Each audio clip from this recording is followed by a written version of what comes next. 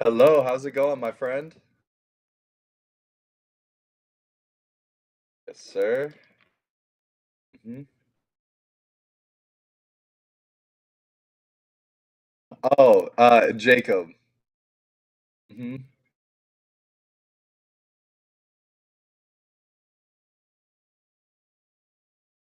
mhm.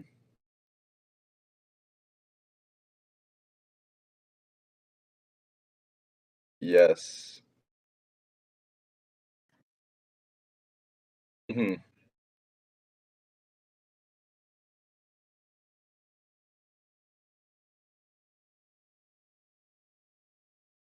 Yeah. Yes. So, I didn't really care too much for music until, like, 7th grade, I wanna say. Beforehand, I was into, like, I don't know, I wanted to make movies and stuff, but, it was actually, funnily enough, that U2 album that was on everyone's phones that everyone complained about. It was just the only Songs of Innocence? Yeah, everyone hated that record, and, to be honest, maybe part of me hates it. I haven't gone back to listen to it, but it was the only thing on my phone, and I would just listen to it constantly. So, it's sort of that was my first time. Exactly, exactly. Yeah, like, there are some U2 albums worth going back to. That one, I don't know if that's the one, but, later on I started getting into, like, emo music, like, not emo proper, but, like, 21 Pilots, Panic at the Disco, Green Day, those sorts of bands, but it wasn't until actually there was this, like, emo girl I had a crush on who liked Pierce the Veil, and so I was like, "I'm gonna like Pierce the Veil because she likes it," and then I was like, "Wow, I actually really like this," and that sort of sparked, like, me getting into heavier music, and I found Metallica. They're not the heaviest, but I wanted to start playing guitar because of them, so they were the first band that made me, like, really wanna pick up an instrument and even at least be able to play along to the songs I like. Mhm.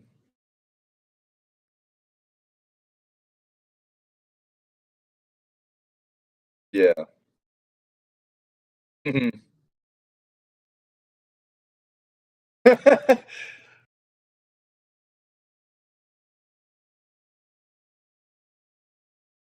Mhm. Yeah.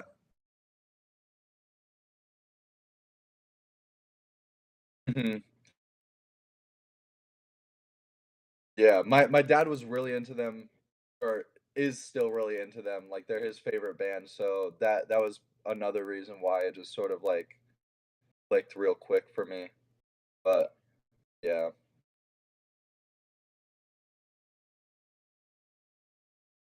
Oh, ho honestly, I haven't heard it. Wow.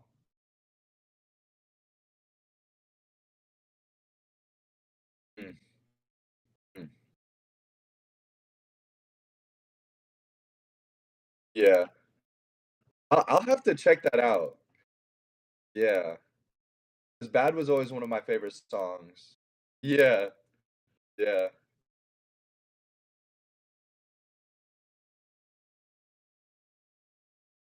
I when I first started playing guitar, I sort of just learned songs, and then I had a friend who was writing, like they were in some sort of, like, extracurricular music program or whatever, School of Rock, if you've heard of it. But they were just writing song after song after song with their friends, and I realized, "Wow, wait, I can do this too." Like, we're allowed to make art and do music. And since then, yeah, since then, it's just been a steady stream of creating, and it took me a while to I hated my voice, so I wanted to start a band and everything, but I just sort of got to a point where I was like, "You know what? I'm gonna just lock in and do it myself, learn how to produce, learn how to sing, all that stuff."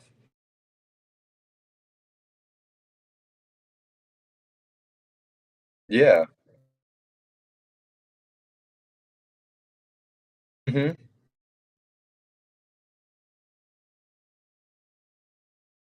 Yeah. Mhm. And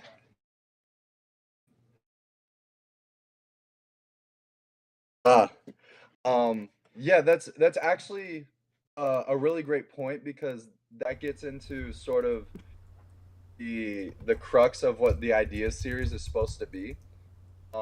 I dropped out of college. I wanted to like get my PhD in philosophy and everything, but I realized academia wasn't for me, all that sort of stuff. But I still wanted to be engaged in some sort of education, and I've sort of created like a self-directed musical Hmm. education program for myself. It's nothing official, obviously. Like I'm not calling back It's not to like accredited, but yeah, no, yeah, yeah. it's meaningless to everyone but me. But Nice. But that's like, yeah, yeah. it's I feel like if you're gonna get away with that in any subject, it's like music is the one where mhm, I just think there's so much of music that's based on your history, the connections you make, instead yeah, of the classical. I mean, obviously, classical training has its points or has its purposes if you're going to be in an orchestra or something playing on Broadway. yeah, yeah, But yeah, if you're going to be in a band or make something that's a bit more avant-garde, then the music theory can only get you so far as opposed to like yeah. experience and just actually working at the damn stuff. Hmm. Yeah, Awesome. my goal is to try and think as little as possible when I'm making. And I Absolutely. feel like the more knowledge you have about theory, like anytime my friends bring up music theory, I'm always like, no, I can't hear you. I don't want to hear it. I don't want to listen. Mm-hmm. Like I try and Yeah. shut all that stuff out. That reminds me. Like I was reading an article or like an interview with Isaac Brock from Modest Mouse, Hmm. and he apparently has a very similar mentality where like Hmm. I mean they've been like a legacy act for what 30 years now, Yeah, and so he was yeah, talking about like new members that would come into the band and they would come in like wide-eyed and bushy-tailed and have like ideas about music theory and stuff, and he was like by the time they leave they're not thinking about music theory, like they just don't think about yeah, that stuff, they just think about what, like they don't think, they put all of their thoughts into just creating music without the pretense of the theory behind it. yeah, yeah. Excellent. Because music theory is just a language to understand the music. Right. Absolutely. And yeah, no, I mean, I think it's fascinating. And like the stuff that like Sungazer and like what's the guy, the YouTuber with I can't think of his name, but like they dive so deep into the music theory and create some Yeah. really like interesting stuff.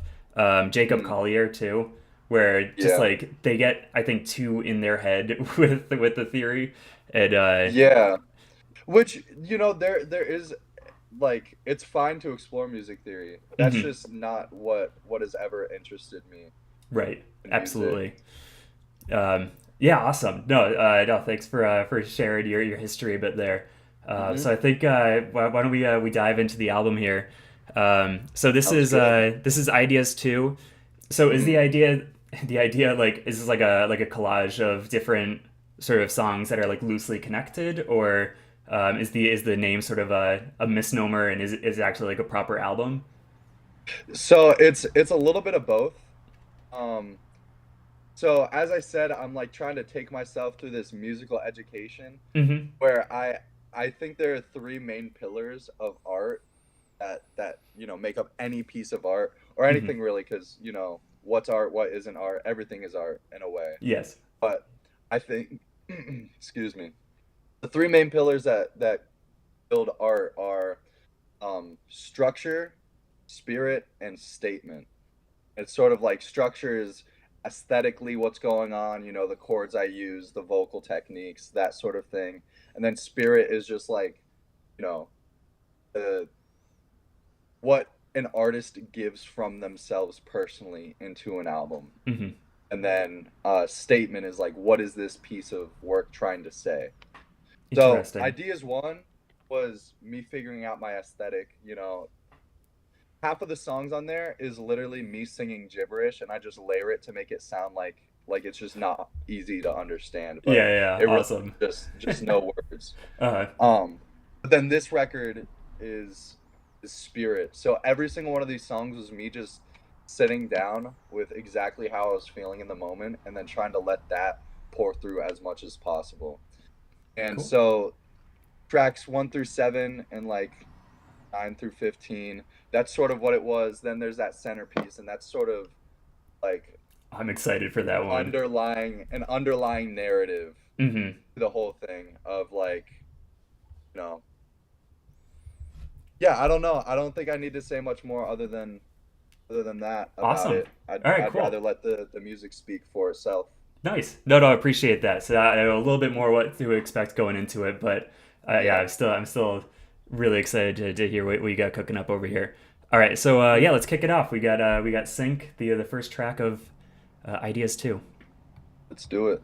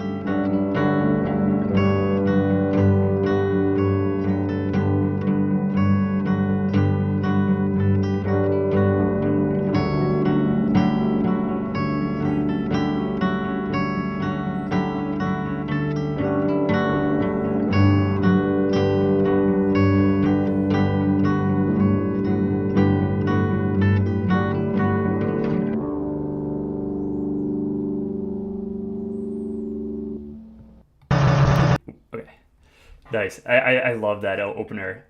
Nice Thank like you. chill vibe. Matches the album Hmm. art pretty well.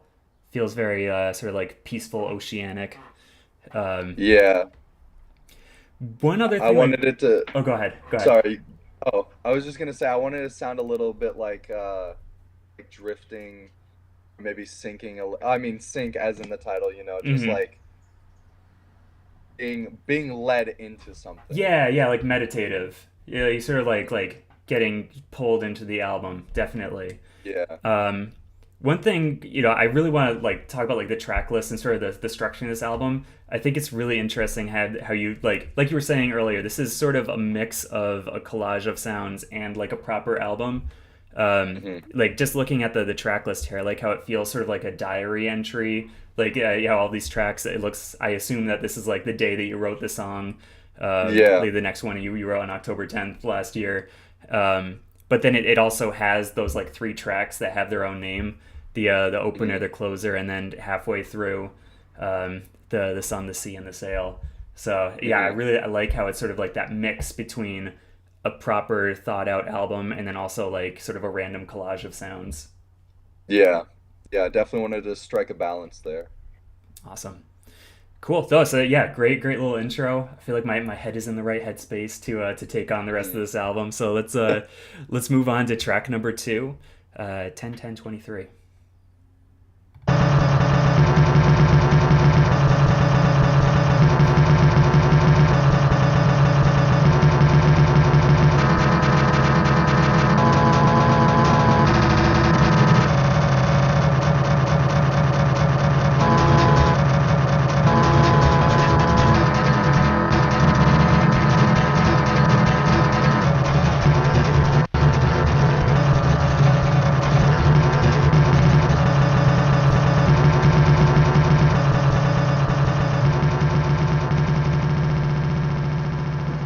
It's a wild intro.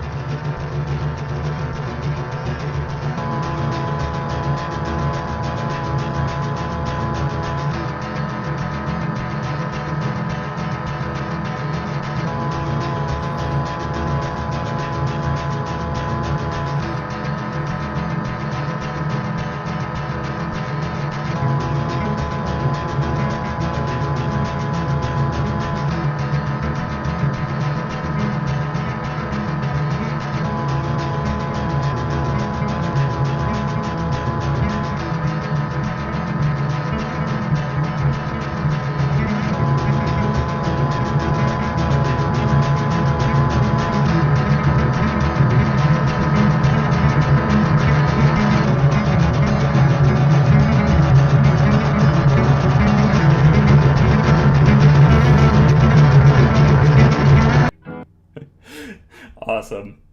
Um, so I love, obviously we would like just in the nature of this interview, like we're stopping every track, like talking a bit, but I love Mhm. the idea of sync going straight into that second track and just being like you sort of getting drawn into this meditation and then it like runs you over with those like crazy sounding drums and that started that track. Yeah. Yeah, um, that was me running my guitar and like my synth through a sampler and then just going crazy. yeah, yeah, I think going crazy is the right word for it. Did you spend a lot of time with like post processing software with this, or is it like trying to like get as crazy of a sound from like an analog setup as possible? I'm very much like indebted to the lo-fi tradition. Honestly, it's gone to a point where sometimes if an album isn't lo-fi sounding enough to me, it won't click the way like it should, Mm-hmm. which is just it's a problem. I need to get better. But um yeah, all of these tracks they were made in one sitting, mixed, mastered, all that stuff. Um Nice. I just part of it is I have ADHD and sometimes I really I don't want to, you know? Yeah, Like yeah. I don't And want to go if back. it's too polished, it doesn't like scratch that part of the brain. Like it doesn't Yeah. like create enough of like an interest or yeah, no, I Mhm. definitely I get that. Yeah, the Um, album is supposed to be vulnerable. So mhm, I feel like having a super pristine presentation of something that's supposed to be vulnerable is sort of like covering up absolutely. part of what you're trying to get across. So I like to leave in all the grime and the mistakes and everything. Cool. Yeah, yeah, no, I love that.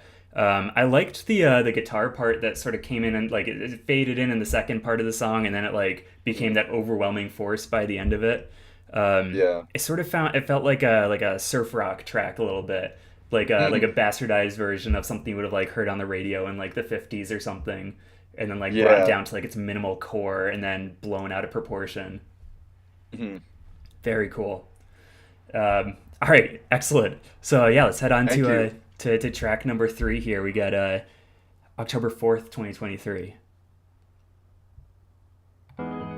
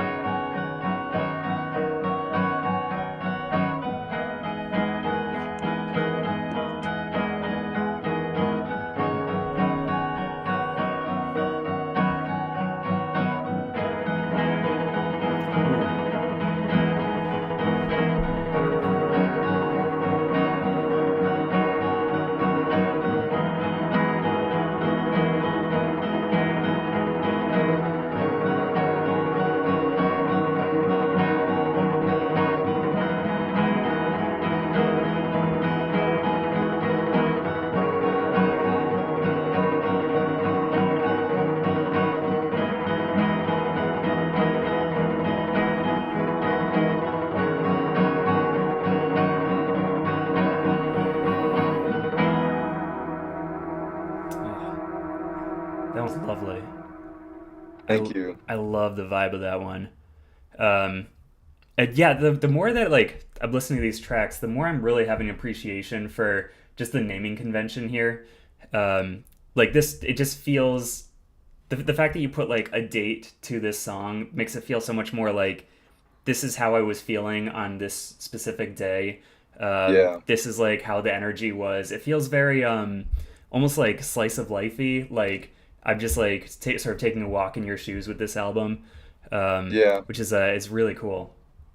Yeah, thank you. I appreciate that. One of my friends described it as like flipping through someone's scrapbook. Yes.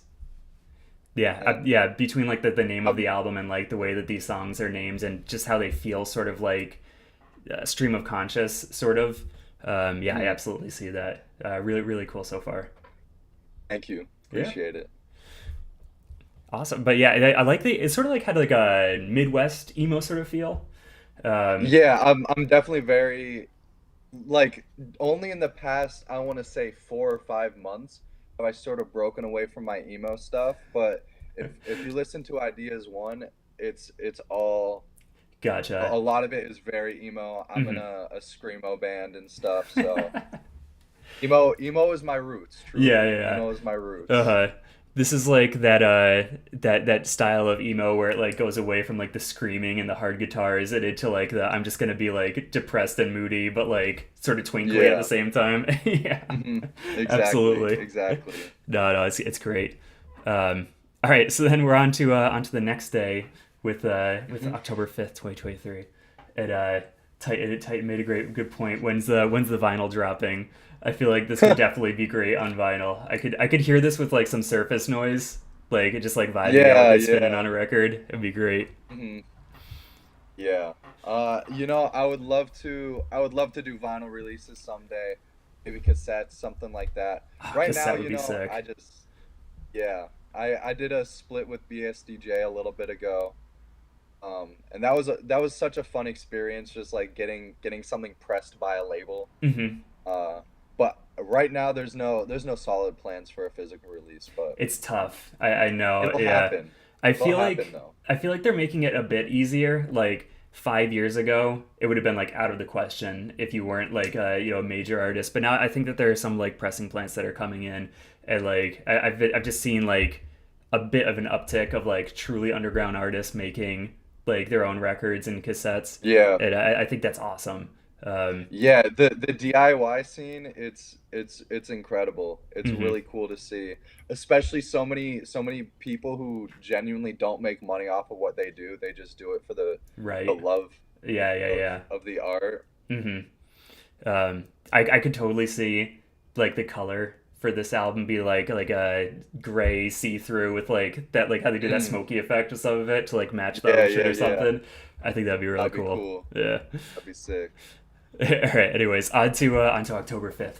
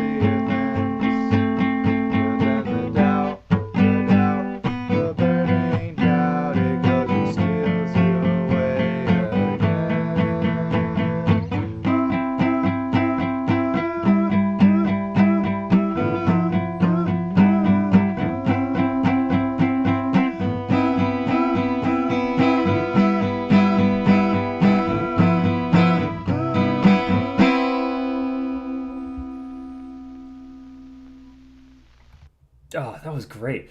So I wasn't like I wasn't expecting. Don't take this the wrong way, but like a proper song in this album. Like I definitely wasn't expecting like vocals, but that one just like felt like a bit of a fully formed song, sort of in the middle of all of this, you know, sound collage and you know, random sort of stream of consciousness ideas. So that was a welcome surprise. Oh, I think wait, hang on, I can't hear you right now. Are you on mute?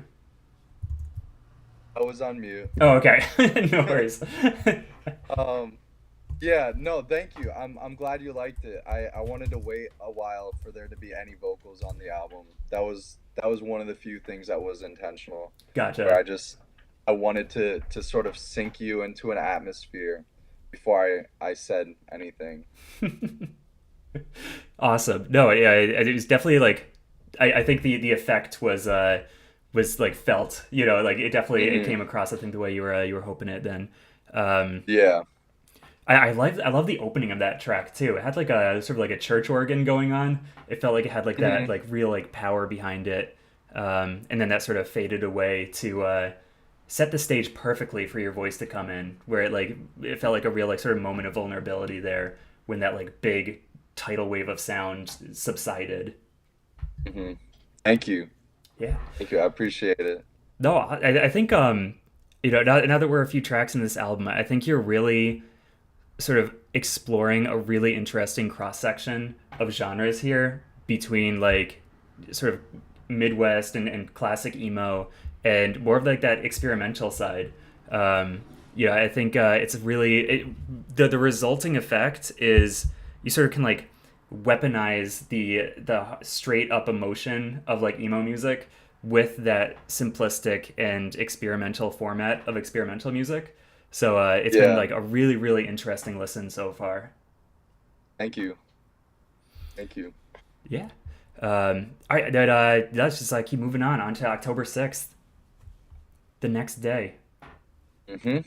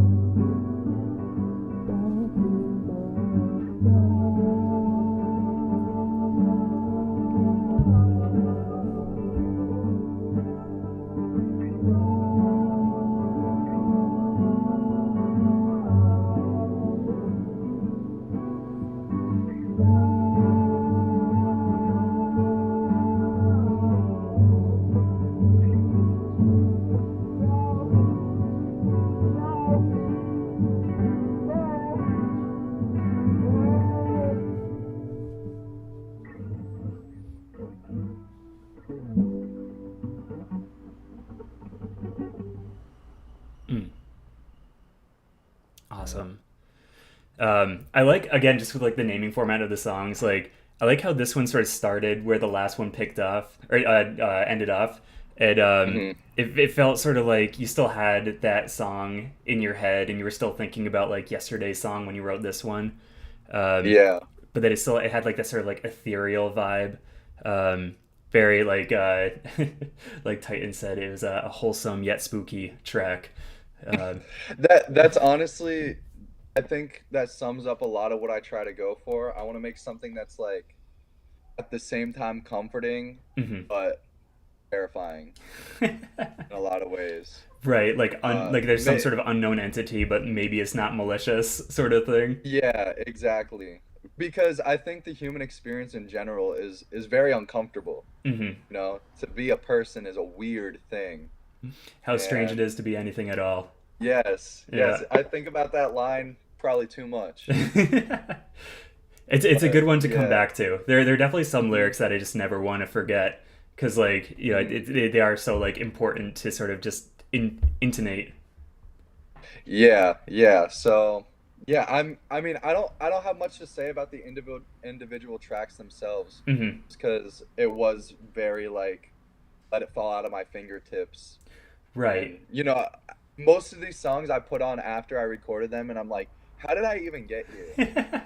And It's yeah, I that don't it's know. yeah it's that like the writing process like you said you sort of like turn off that sort of part of your brain that like tries to like mechanize and like memorize stuff so Yeah. like yeah it's definitely like a stream of consciousness sort of thing and I can totally see like recording this and not like remembering exactly what you recorded or like where your head was maybe when you wrote Yeah. something so yeah no Yeah, it's most of great. these songs I'll never end up performing Right, because right. I just don't remember Yeah, what I did at all. maybe you could like perform the vibe or like the sort of production quality, but not like the Yeah. chords or the any like melodies or anything. Yeah, I see that. Hmm. Awesome, Definitely. cool. So on to October 8th here.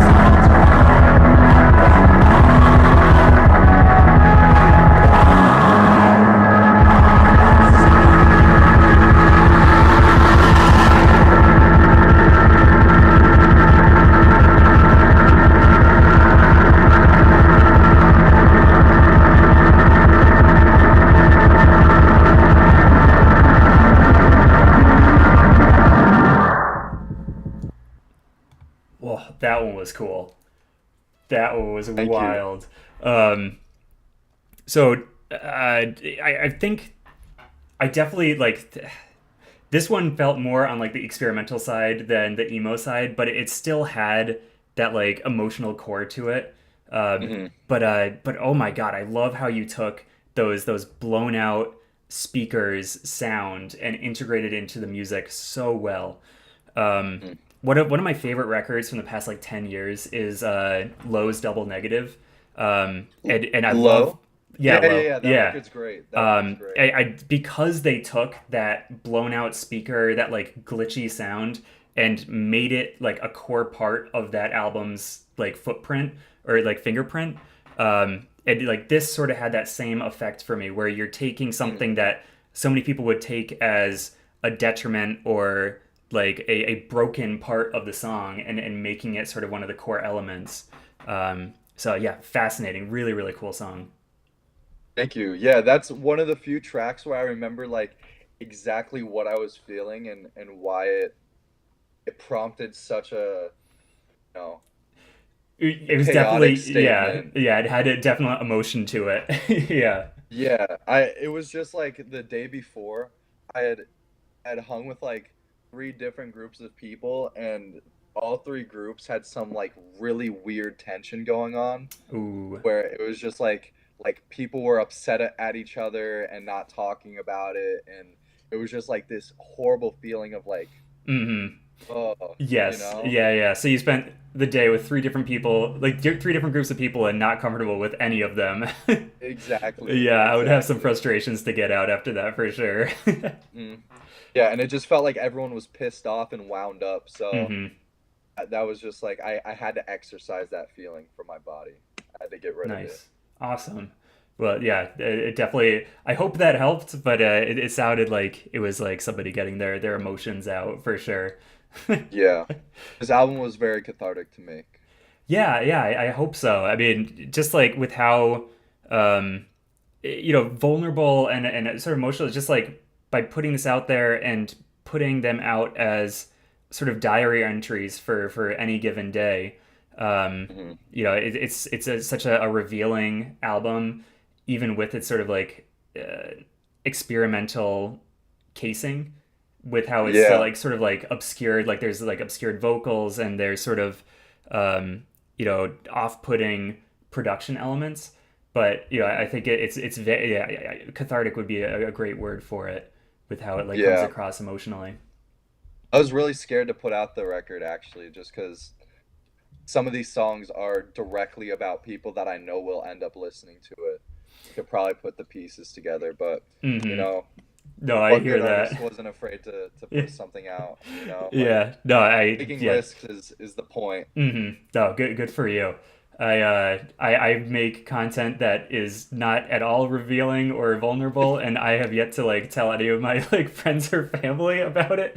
It's just it's so much Yeah. easier when it's like people that you don't know. Like the audience of strangers is so much more like forgiving, I think, than the audience of peers. So Yeah.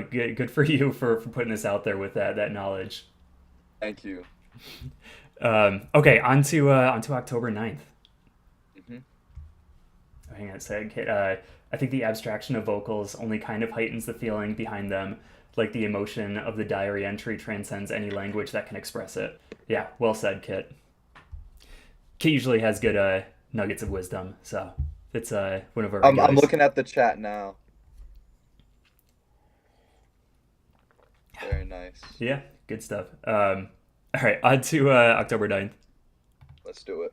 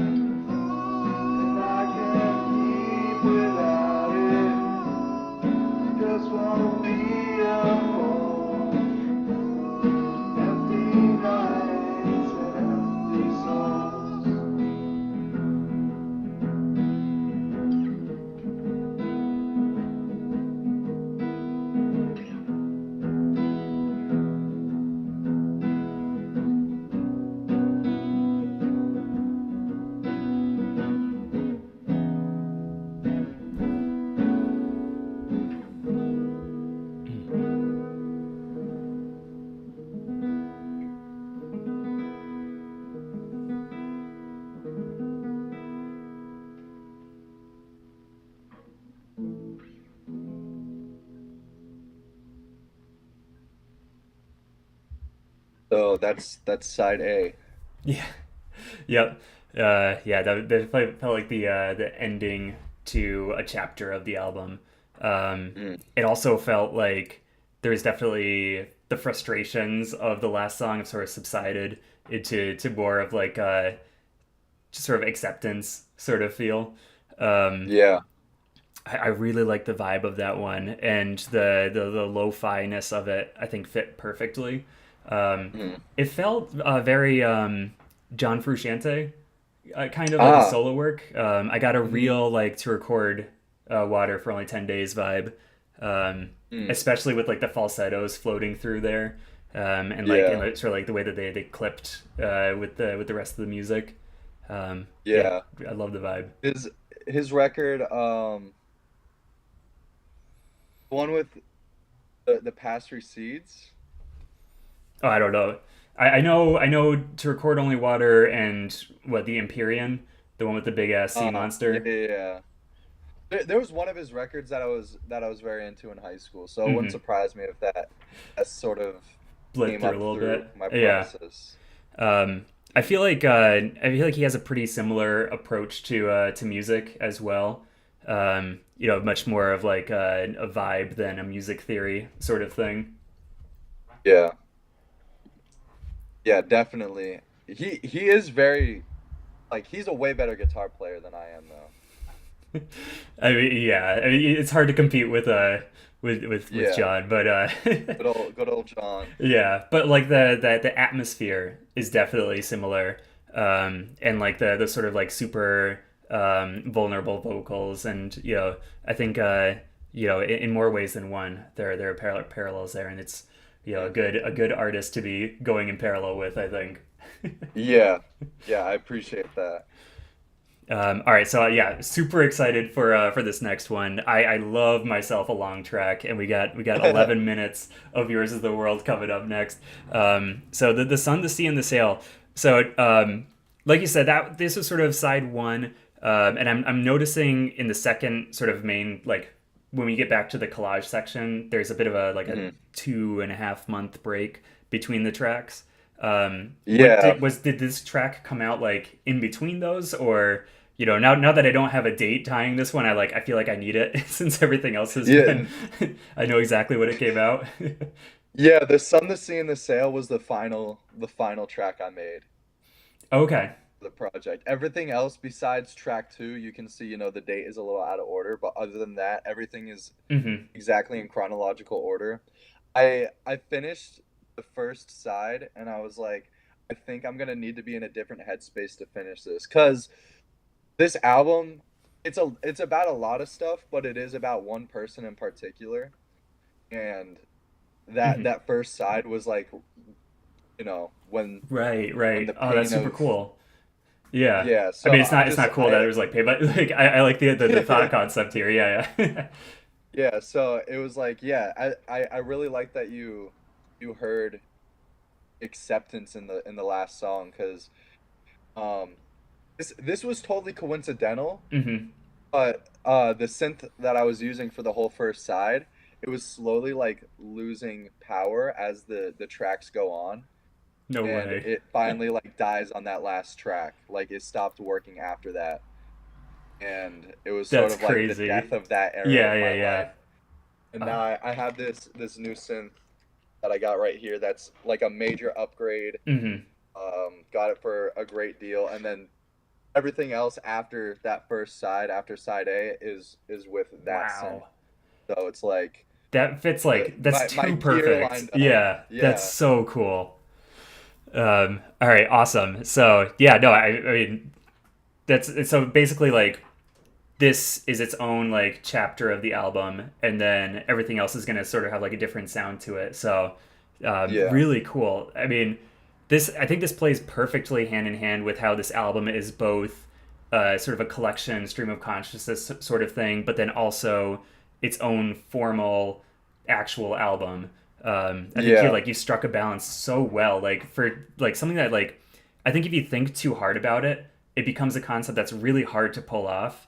But the way that you've put this together, it really does feel both like a collage and its own full project. So yeah, Mm. amazing so far. Thank you. All Thank right, you. without further ado, The Sun, the Sea, and the Sail. Let's check it out.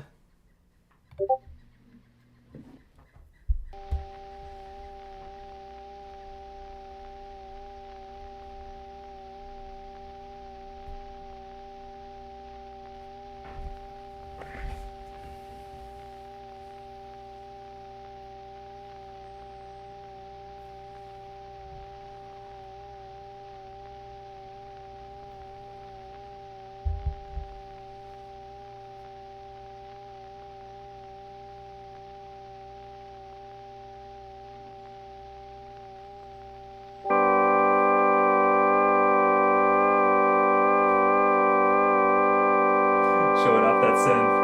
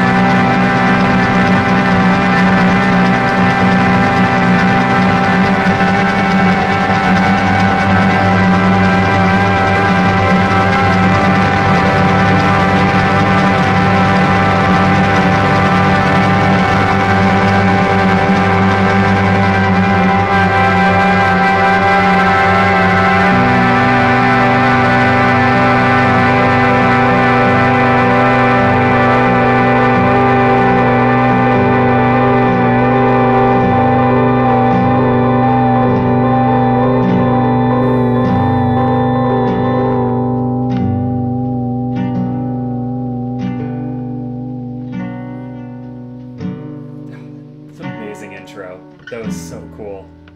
Thank you.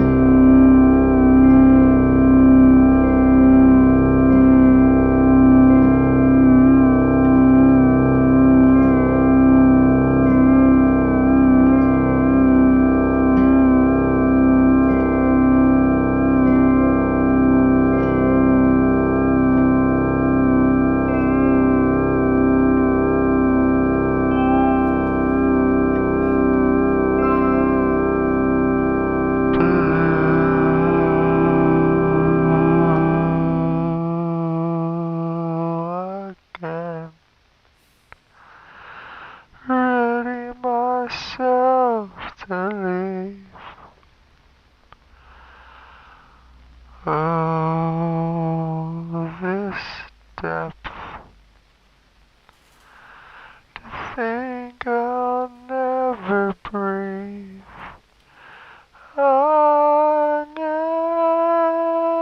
again.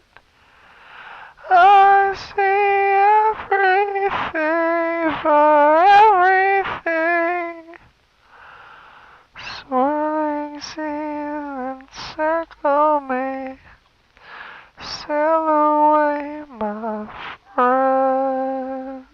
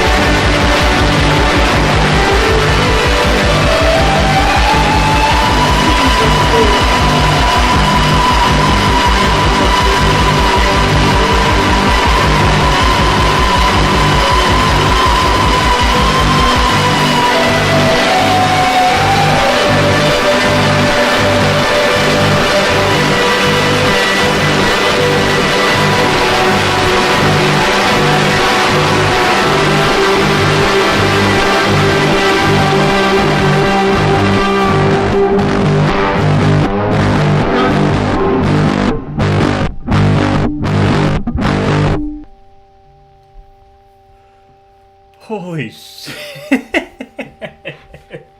Dude. Oh my god.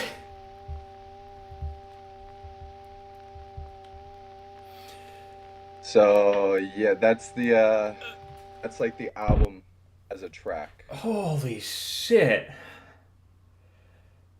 Yeah, I'm gonna need a minute. I Um, I knew I was looking forward to this one. I knew this one was gonna fucking pop off. Holy shit. That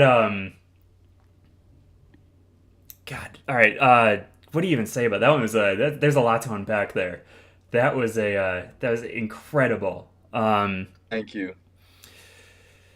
Whew. So one thing I'll say, the first part of the track, before my mind just absolutely melted, when we had like those synths, I mean, it was a noticeable difference.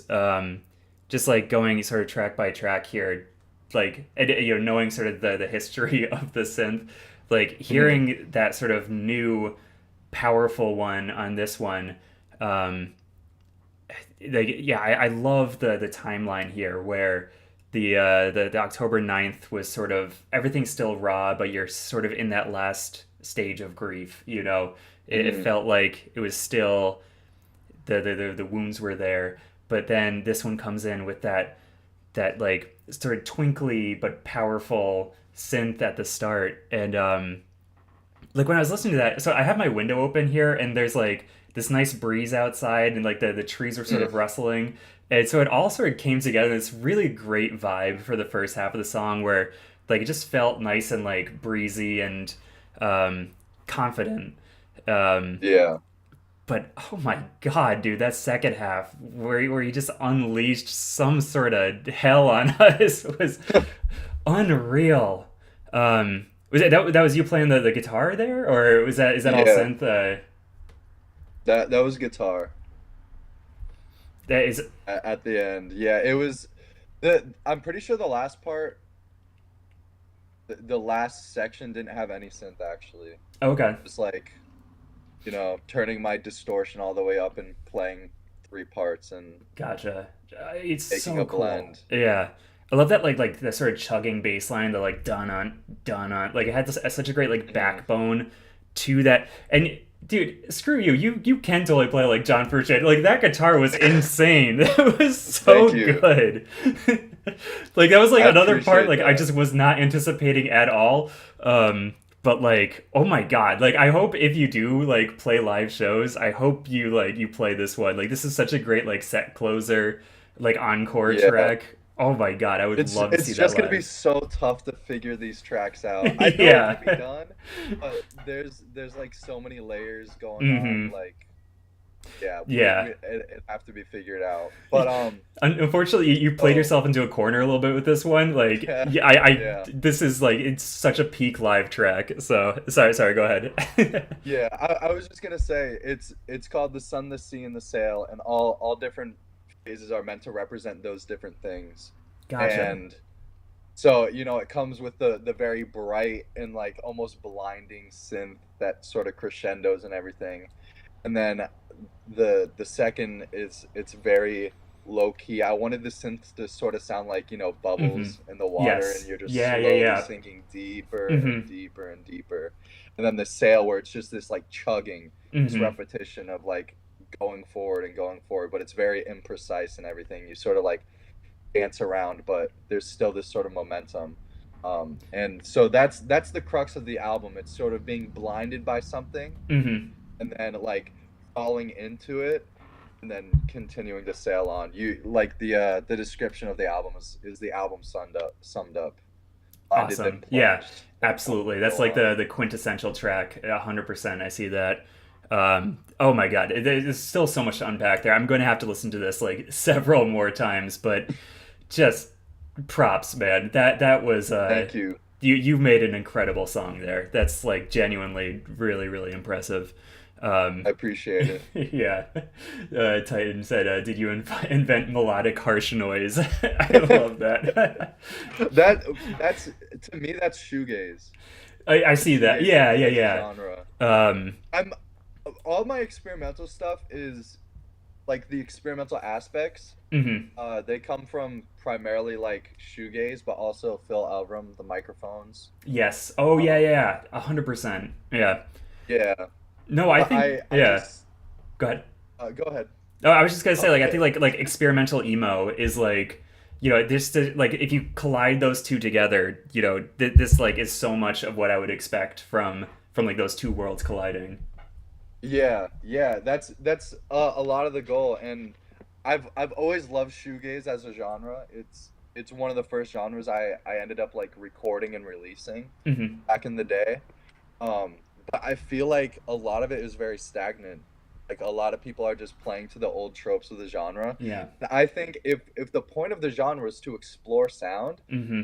there's still so much ground that can be Yes. covered. Yes. And so I, Preach. I Oh try my and do that God. on some of these tracks where Hmm. it's like I want to do shoegaze, but in a way that hasn't been done Yeah. before Yeah. necessarily. And I think shoegaze was sort of a genre that was born out of limitations. Like it was Hmm. born out of seeing what happens when you stack so many guitar sounds on top of each other that they no longer sound like you can't distinguish the sounds Yeah. independently anymore. And Hmm. so now this is sort of like a modern equivalent of that where you're taking all of these sounds and running them through this like bit crushed lo-fi experimental lens. So it definitely Hmm. has like the spirit of shoegaze if it doesn't necessarily have the original sound of it. But like Yeah, you're the carrying it on in spirit is spirit. what I'm going Yes, for. The spirit is exactly. what I'm going for. Absolutely. Awesome. Okay. Yeah, I feel like I've had enough time to calm down after that track. Decompress. Yeah, yeah. We can move on. Oh my God. All right. On to so yeah. So that was the latest song then. So that was like Yeah, after everything else has been recorded. So now we're sort of going back in time, back to January, but it's still like a few months after the original line of songs. So yeah. on I to suppose like contextually, it isn't meant to indicate a certain time or place. It's meant to be just like, gotcha. you know, All right. I wanted to put it in the middle, so it's like number Mm-hmm. one, it breaks up the two sides, Yeah. and it just like lets everyone know that this is the point of the album right here. Yes. Yeah. This is sort of different and removed from the rest of the songs, but like is also the thesis statement. Yeah, Gotcha. yeah. All right. So then on to January 15th. Hmm.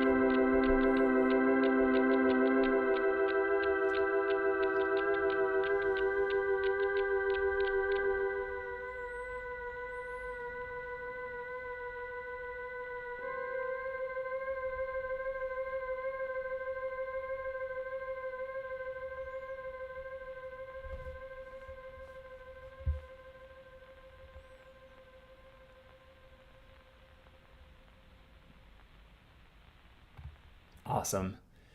Um, I'm glad you kept this one sort of like more of a minimalist instrumental. It's like a good Hmm. come down track after the 10-minute epic. Um, Yeah. it man, what a difference. Like now all I'm thinking about is the Sims, but like definitely like it's really cool to have like such a radical change in like your instrumental lineup halfway through the album. You Hmm. don't hear that very much where there's such a like a side A versus side B Hmm. stark difference. So yeah, really Yeah. cool there. Thank you. Yeah, that was just supposed to be a little debriefing track more than anything else. Although, because I had it intended to make the Sun, the Sea, and the Sail for a while since I Hmm. started working on the project. Like I had the overarching idea pretty solid from the start. Um, so I knew that like this first track that I make in this new session will Hmm. be the first track of the second side. So I it's still definitely me putting my like how I feel into a track, but it's also with that in mind of this is a debrief track. Gotcha. Yeah, I mean, even without the Sun, the Sea, and the Sail, like just based off of the October 9th, where that one sort of left off, that one Hmm. felt like it could use a little bit of a debrief as well. So yeah, Hmm. it definitely like in both ways, it's like nice to sort of have like a bit of a breath, but also had like a bit of like an industrial feel with that percussion. Um, Yeah, that was I sampled my water bottle just like hitting it and like that's awesome. No, sick. took a couple coins to make the click sound. Cool. I love that peek behind the curtains. And welcome, Phrase. I don't know how to pronounce that. The EI always confuses me. But welcome to the stream. Yeah, this is Years of the World, where we're just listening to the latest album and talking about it track by track. So welcome. All right, on to January 21st.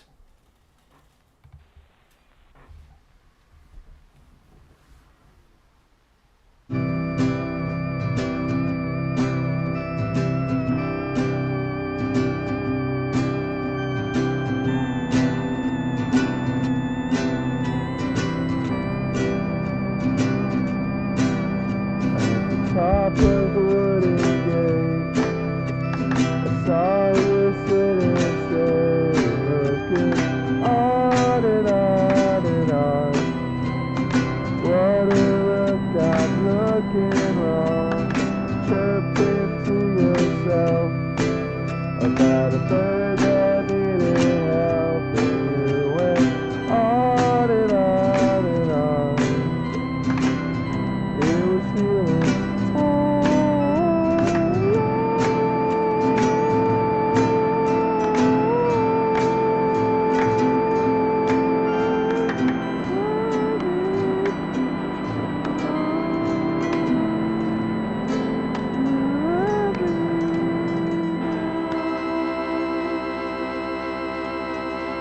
and your wings will break off, feathers fall, and then you'll wake up.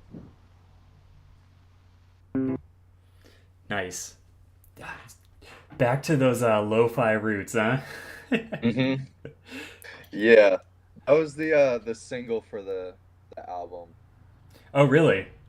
Mhm. I Nice. mean, anytime I release something, I'm not making that big of a deal about it. I just put out the song and then like, if you want to hear it, you can hear it on Bandcamp. Hmm. But yeah, I do think that's probably the most out of context, easy to digest song. Yeah, it's funny how that it sort of like sticks out on the track list because of that. Yeah. It feels like almost like the most produced Hmm. out of these tracks, while also still like maintaining that like lo-fi recorded from under a carpet feeling. Yeah, I will say, in this time between the sides, I was still making a lot of music.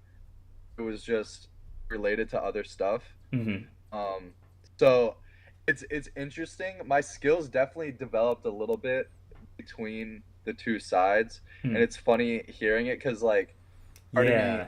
wonders like, do I go back and like fix up the old stuff or whatever? But I realized that development it's something that I should keep in the Yes. music itself. Absolutely.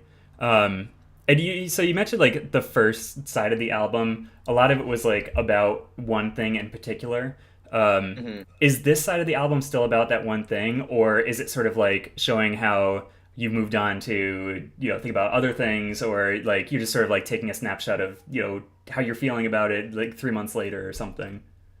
Yeah, so it's a little bit of all that combined. Hmm. I think the point of the album, if I'm stripping it from like the ideas series and everything, if we're just talking about it as a standalone project, it's like we constantly are in this cycle of being blinded by something, and like having to work through it and move Hmm. on. Hmm. And so this is the specific story of me dealing with, you know, falling in love with someone and then, it doesn't work out and having to move on. And that's like a microcosm of the bigger picture Yeah. of what I'm trying to convey. Hmm. Um, so it is still very much about one thing, but Right. obviously everything is very like related and correlated to one another. Yeah. And Yeah. that That's was still really. the thing I was feeling the most at the Uh-huh. time.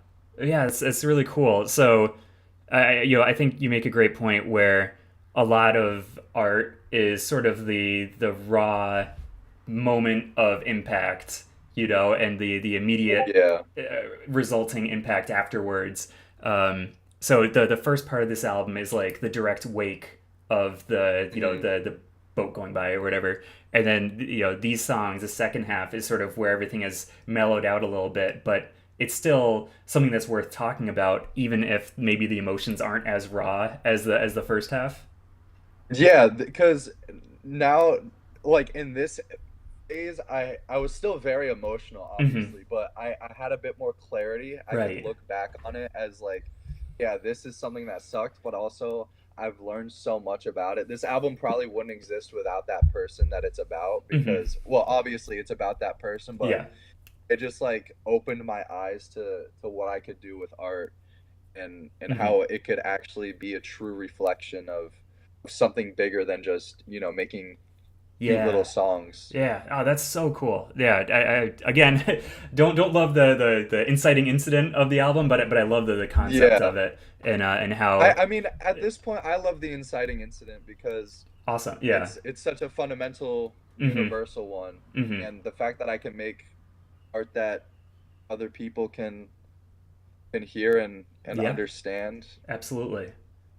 Yeah. No, it's great that you have that perspective on it, and I hope in some way this album and the catharticness of writing it, helped you sort of get to that perspective. I think that's definitely one of the healing aspects of art from both the writing and listening perspective.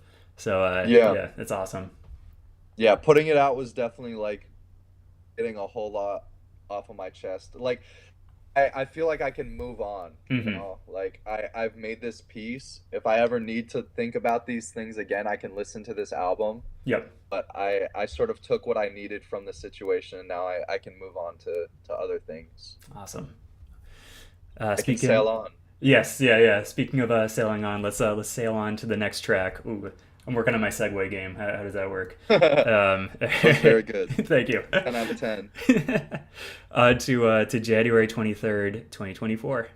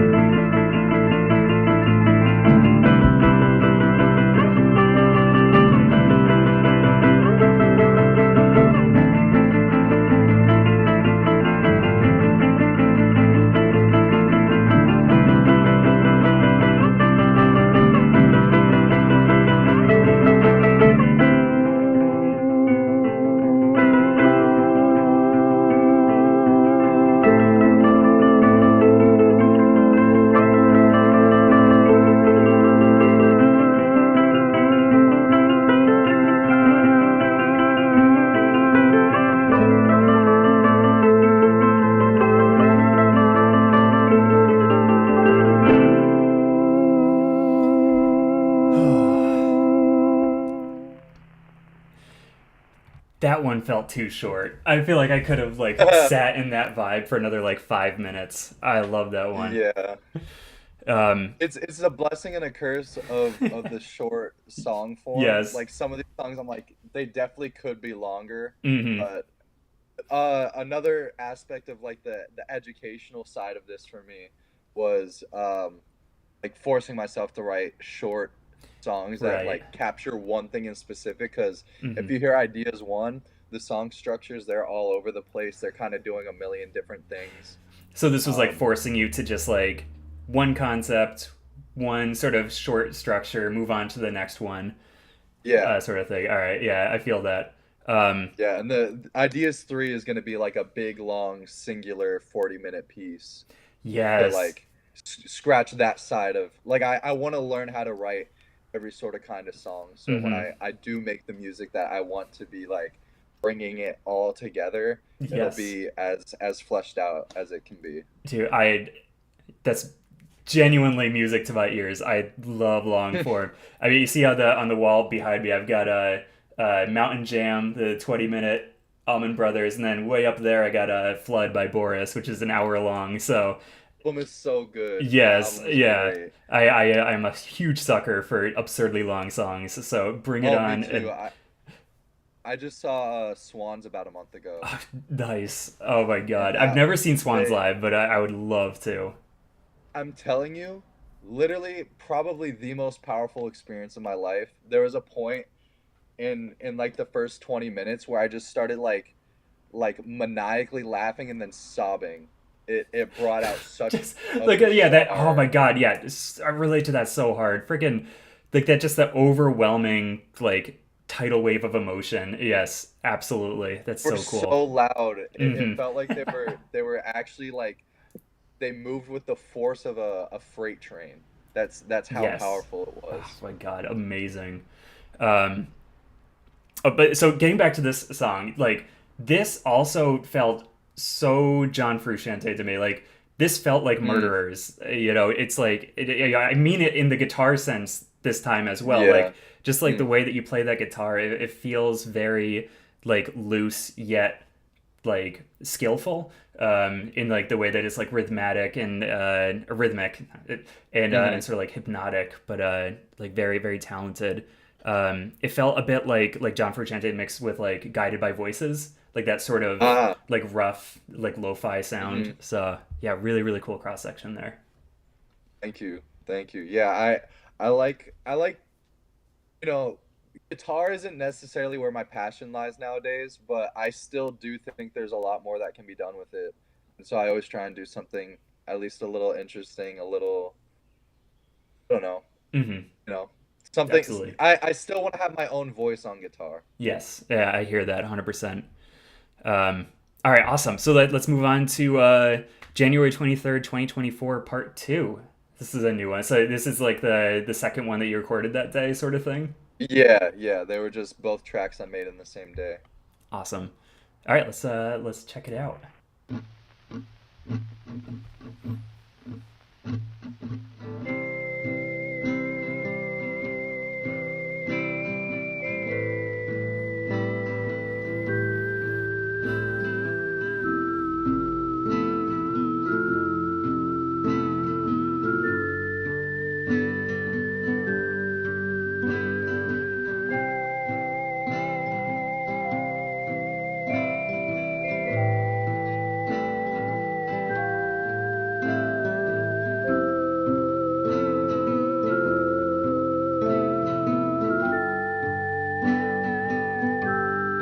I will try to stay,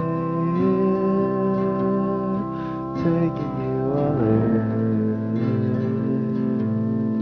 Hardly know your name,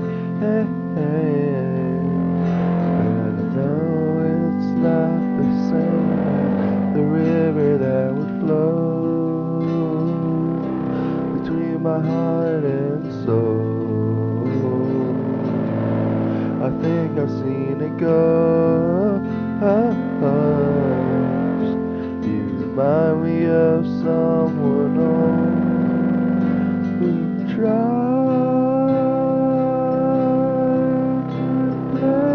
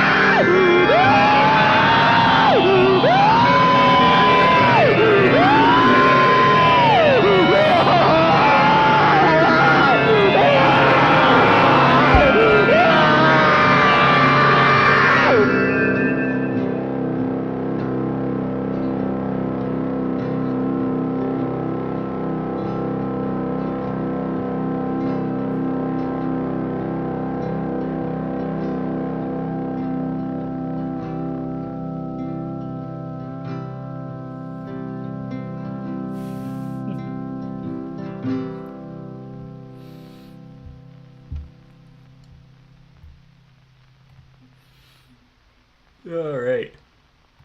I feel like there's a little bit of an elephant in the room with that track. Yeah, yeah. No, There that might be my favorite track that I've made for the album.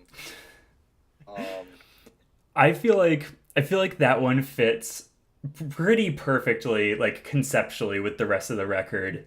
That it fits really well with the sort of timeline of events. It feels like it's somebody that's like 90 to 95% over something, but then like yeah, every now and then they just get like this like I'm still pissed about this one specific thing, or like I'm not over this, and, yes. and just like letting that out real quick, and then it just goes right back to being normal. hmm Yeah, that's exactly what it was. That was inspired by an experience I had where there was like I met someone and I got along with them really, really well, and then it just like immediately reminded me of someone from the past that like I Mm. got along with in the same way. They look similar and everything. So the song is about like I think I've seen a ghost, and then it's Uh-huh. sort of like haha, like I'm screaming, there's a scary ghost, but like also at the same time, there are genuine ghosts that Yes. Yeah. Yeah. all Yeah. like present themselves to hmm this day.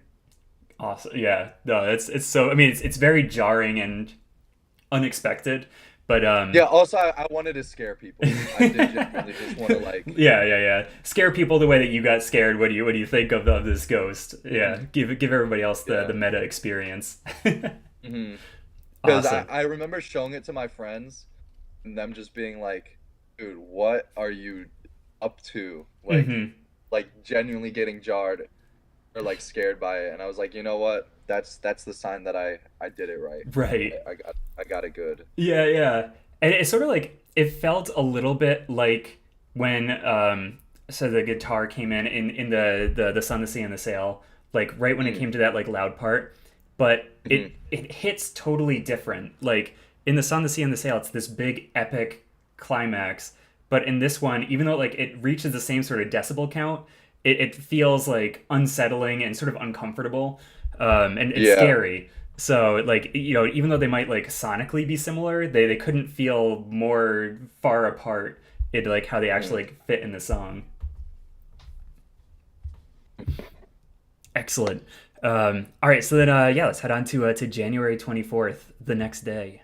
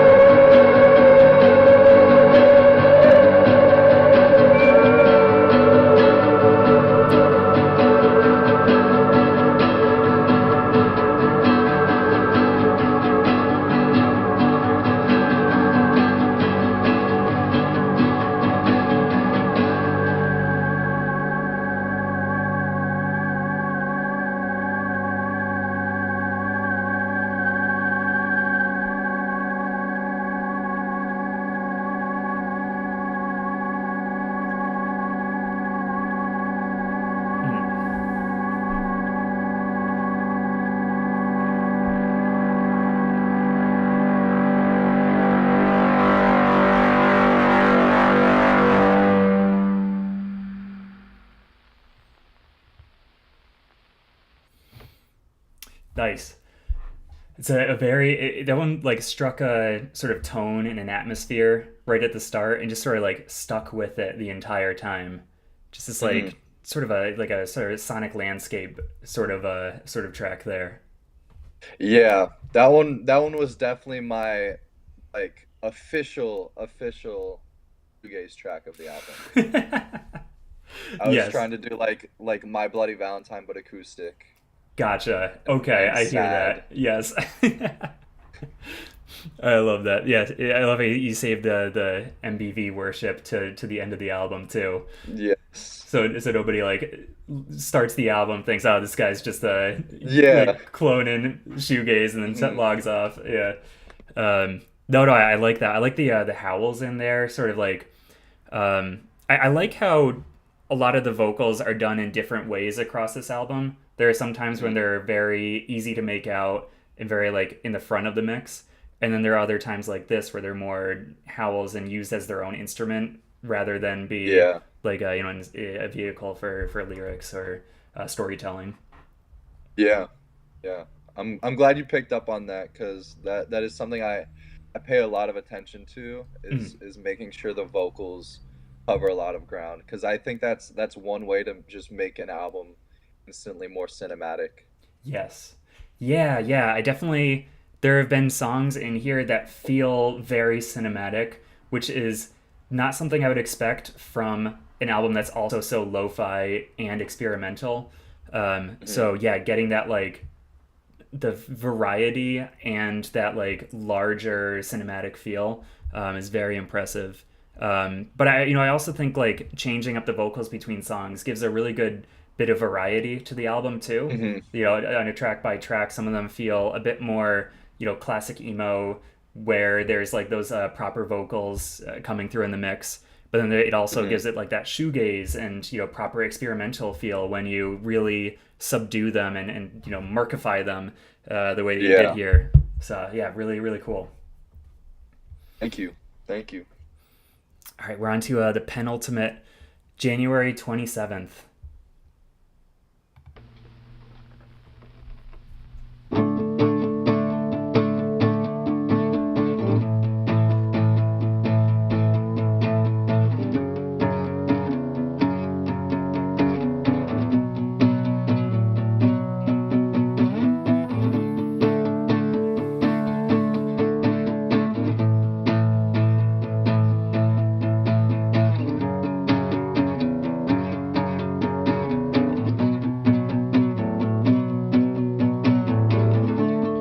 Blue rose, blue rose. I picked you 'cause your thorns didn't scare my soul. Hurt me or don't. Doesn't change the picture. You are all alone. No home for clothes. The daisies that dance with you wandered off some time ago. White red, white red. Your soul will always be blue. My rose, come back soon.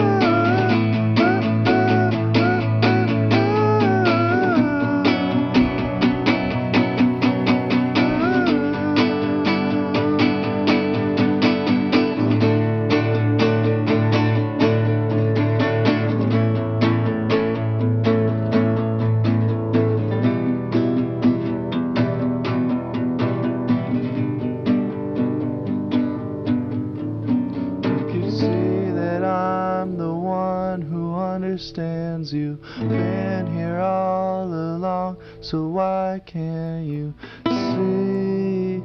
Here you belong with me. Here, standing by and waiting at your back door. All this time, how could you not know, baby? Here you belong with me. Here you belong with me.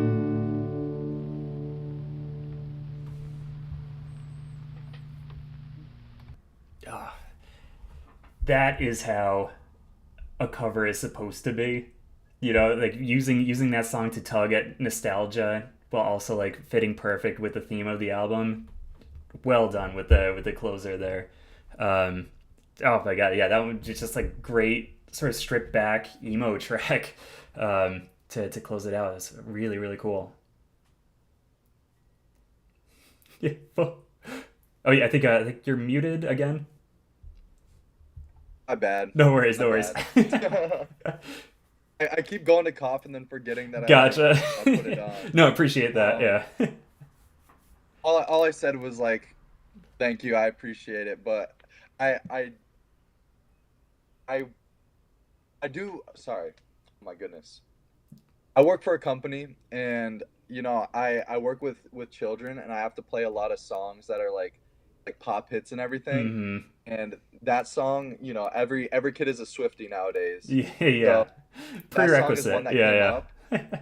and I was hearing it like right after all this stuff had happened, and it was actually striking a really powerful chord with me. And it Hmm. was like, this is so funny. Like, it's Taylor Swift, but there's something to be said about that chorus. I think it's really great, Hmm. but also at the same time, I feel like it's kind of poking fun at myself Yes. Yeah, yeah. I love in a that. small Yeah, way. yeah, It's like, oh, look at me, I'm so sad, like yeah. Taylor Swift. But Yeah. Taylor Swift's the only one um, that gets me. yeah, exactly. But I wanted it to be tongue in cheek because like all this stuff is so serious and so big, but it's also so small and unimportant. Hmm. It's like this contradiction Right. of being a person, feeling Yeah, like yeah. every life is important, Uh-huh. but no individual is Yeah. very important. Just like how every snowflake is unique and yet they're all snowflakes. They're all essentially identical. Exactly. Yeah. Yeah. No, 100%. Like I feel like it also gets because yeah, you get the relatability. Everybody knows this song. It's Mhm. yeah, you belong with me. But then it's also like the sort of distance of this is a song that was written by a billionaire. It's like it's full of these like Yeah. contradictions. And I think a very like interesting way to end this out. Especially like with the record that this is closing out, which was filled with experimental unearthly sounds and Yeah. very like abrasive and unintuitive song structures, and ending it out with one of the most recognizable and by the books like pop songs of the last century. Yeah. Just to like really rub that contrast in your face was a just yeah really stroke of genius there. Well done. And I don't say that about things related to Taylor Swift that often, although I'm not anti Taylor Swift. I like a lot of her albums, but I mean it just was not expecting that in this realm. Yeah. I appreciate it. Thank you. Yeah, Thank yeah. you. So now we're on to Swim, the closer of the album. And so, I mean, obviously, like this is where like the structure of the record comes into play. There's Sink starting the record off. There's the Sun, the Sea, and the Sail and the mid part, and then Swim at the end. Were all of these written after the rest of the proper like other songs were written? No, honestly, the sink and the swim is more so for visual appeal. Okay. Um, to make the album look bookended. And I definitely think, especially with the last track, there is some intentionality behind it of knowing where these tracks are going to be on the album. So it's not entirely just like me throwing titles Mm-hmm. to throw titles.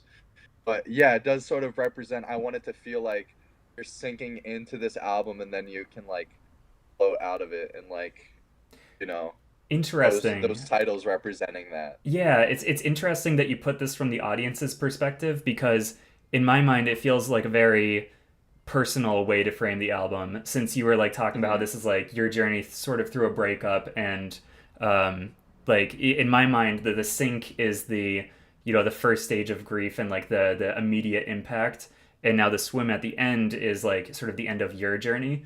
So Yeah. it's like it's interesting how you're framing it like the other way around instead. um Well, it is that, mhm, but it's both. It's both. Um, I just I also sort of wanted a way to like, when you're dealing with very complex topics in music, you have to find very like subtle and intuitive ways to make mhm. it stick out, to make it jump out at you. So you know what you're listening for in a way. You know, Gotcha. you you're given the tools to be able to actually dissect this album. So I think when you look at the track list, you sort of have an understanding of Hmm. how Yes. to approach it. Right. Yeah. Yeah. I see that. Um, all right. Awesome. Yeah. So let's without further ado, let's check out this closer. We've got Swim closing us off.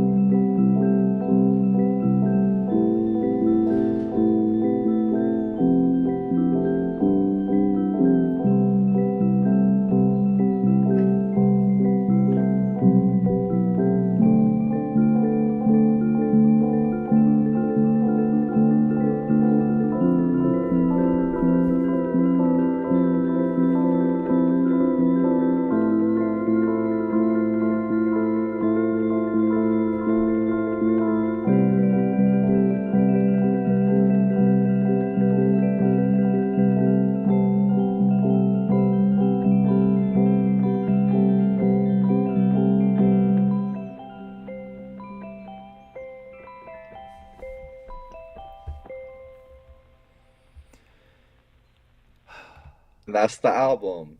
I really like that ending.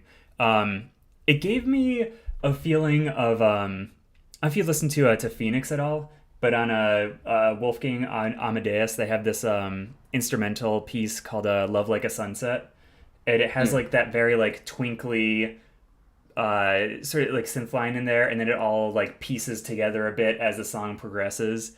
mhm. This had like that very like similar vibe, just like very peaceful and it's like cinematic again. It felt like a cinematic closer, while also being Mhm. like pretty minimalistic. Yeah, it was yeah, just meant to be like a tail end piece. That was Hmm. probably the track that I thought the least about when I was making it, I would probably say, but I wanted it to have that sort of like, rising effect Yeah. a little bit in the middle Hmm. where it feels like you have just finally gotten to the end of something. Hmm. Absolutely, yeah. Like a little bit of closure. Definitely like a bookend compared to Sync. They were both like short songs, and one definitely felt like going down, and one felt like coming up. Um, Hmm. but it's still it doesn't feel like entirely resolved at the same time. Like the last track, it really sticks with you, especially like that Taylor Swift part. I think that's what's going to stick with a lot of people because it's such a recognizable song, and the way that you Hmm. present it is still like has such like a depressing undertone like compared to the original track. Hmm. And so while there is this like upward trajectory at the end of the album, it still feels darker, and maybe like there's still those lingering emotions, and that's okay. Yeah. That's just what's going to happen. Hmm. But it still keeps that sort of realistic view of the entire inciting incident. Yeah. Amazing. This album was so. this is the sort of album like I was listening to something like I really want to give my try my hand at like writing a proper review for it.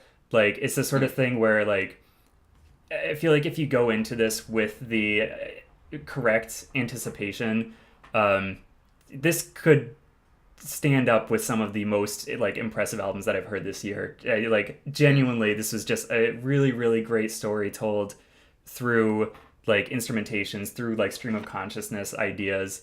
Felt like vulnerable, but like well packaged at the same time. Hmm. So like really really props to you for this. This is a great piece of art that you created. Thank you so much. I'm really glad you enjoyed it.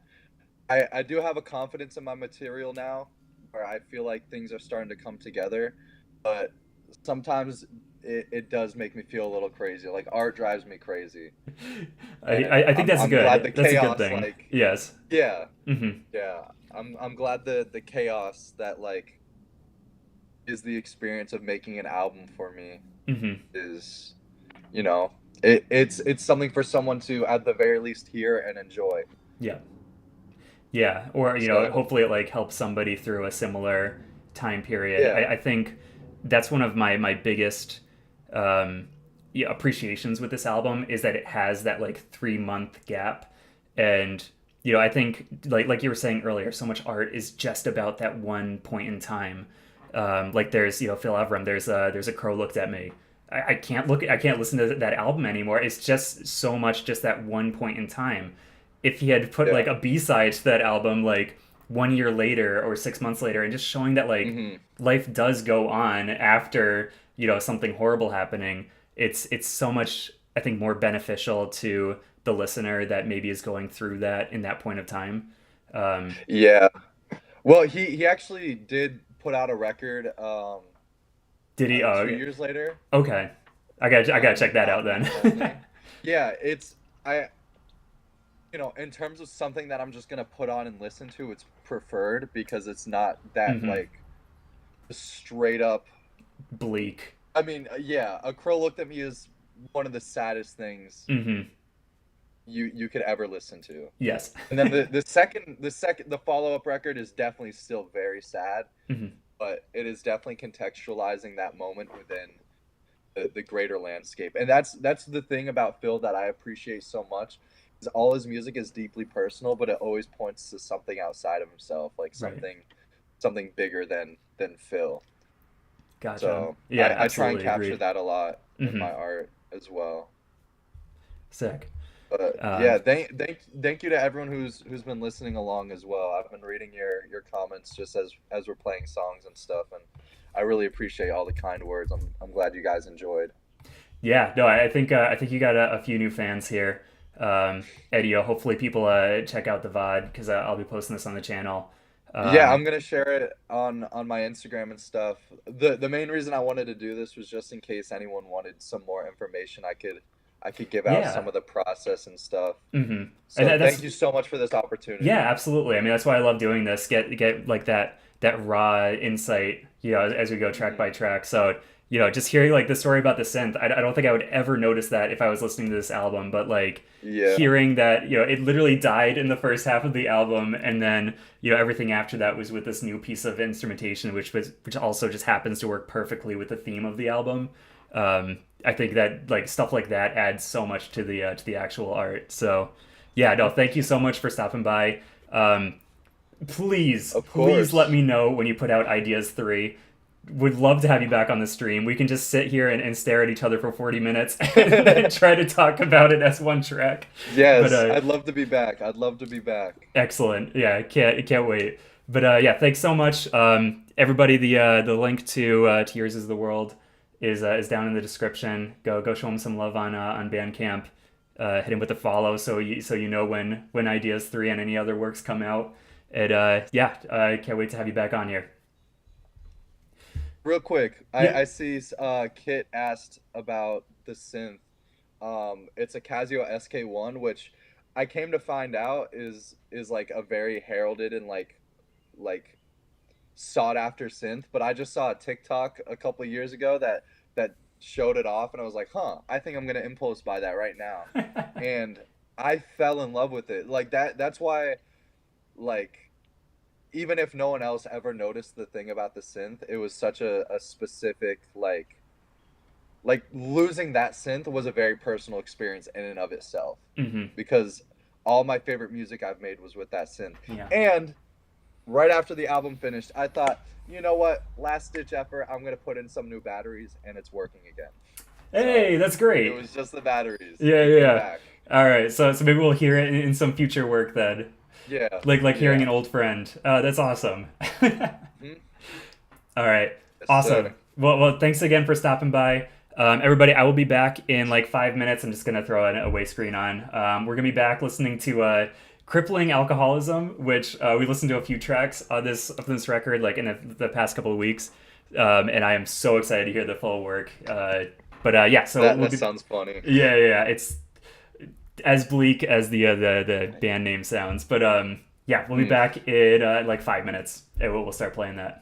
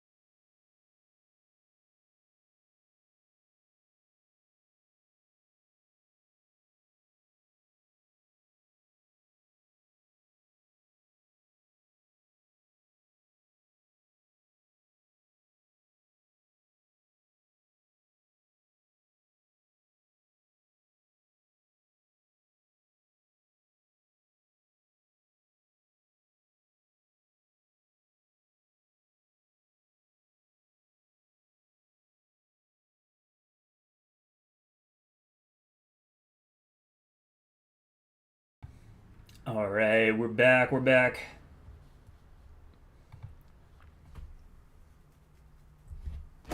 Who's excited for some crippling alcoholism? Woo! No, this is what I mean. I think Titan, you're the one that's requested this or putting a couple of their songs in the request form. Yeah, I figured might as well just listen to the whole thing at this point. What a crazy album this is. I know. I keep thinking of this as just like the polar opposite of the Chameleons and sort of their like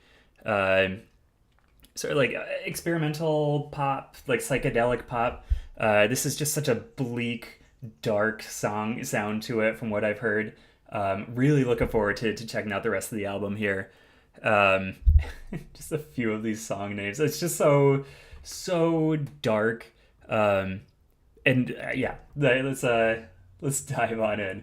But oh my god, how freaking good was Yours Is the World? That was like, I genuinely like. I mean, after this, I want to try like typing up a review just to like get my thoughts out on paper of that record.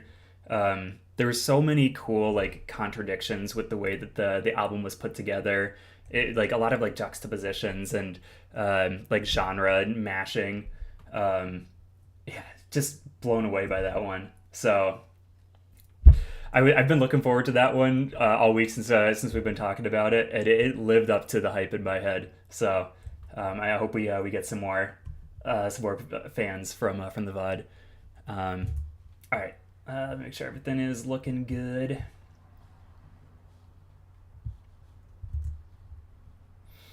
Think so. Yeah, let's hit it off. We got I'll Pay More If You Let Me Watch.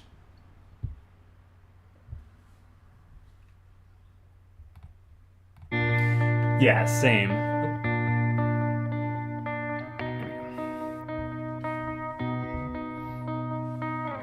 Yeah, it always makes me feel good when there are new people popping up in here.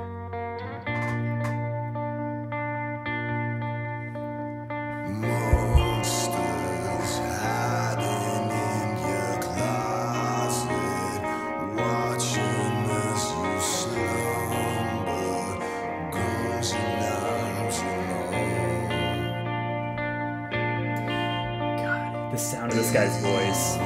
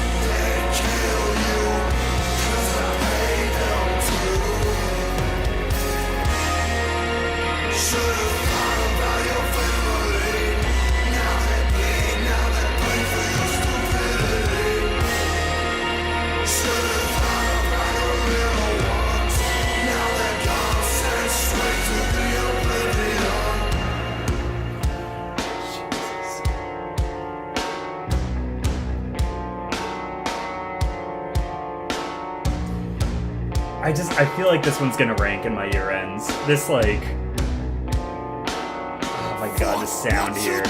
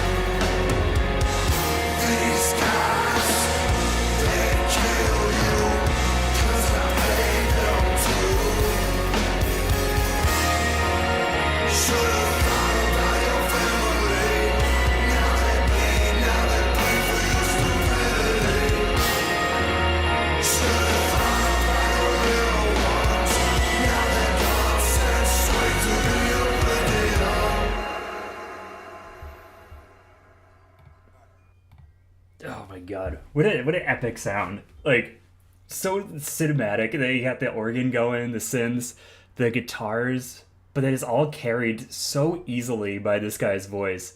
Yeah, Tom Waits it's like that chain smoking gnarly sound. It gives so much authenticity to the music so easily, because just of how like it sounds like the singer has been through it so much, that like everything that they do, it has this like weight to it, that carries the music. And any other singer, it might make the songs sound like maybe campy or over the top, but because it sounds like you're hearing somebody that has like a bullet wound, it makes everything work so much better. Amazing. Yes, exactly. Like, yeah, like Halloweeny. Like, it feels like the music on its own is like, I don't want to say cheesy, but like, um, emulating that sort of thrasher sound. But then it has this singer that like, yeah, it lends that legitimacy to it, and it carries the weight of the rest of the band into this like new, like genuine territory. All right, onto Red looks good on him, and the music is just amazing too. Just like the melodies and like the percussions in there come together so well.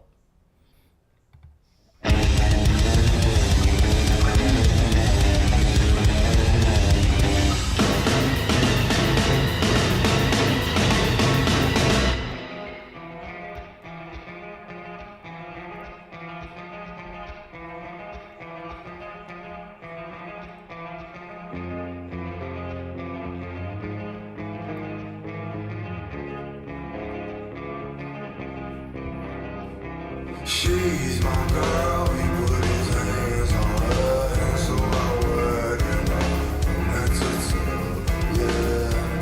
He called her some disrespectful words, and so I word him up with no remorse, yeah. If you listen to the witches, you'll hear me call your name from the corner of your cell as you toss shadow with a face. If they stabbed you in the kitchen and you left this place today, would your people front on fast to buy a tombstone for your grave, for your grave?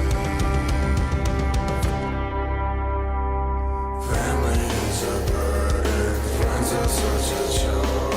Money is the end, and that's none of a bitch's more. Family is a burden, friends are such a chore. Money is the end, and that's none of a bitch's more.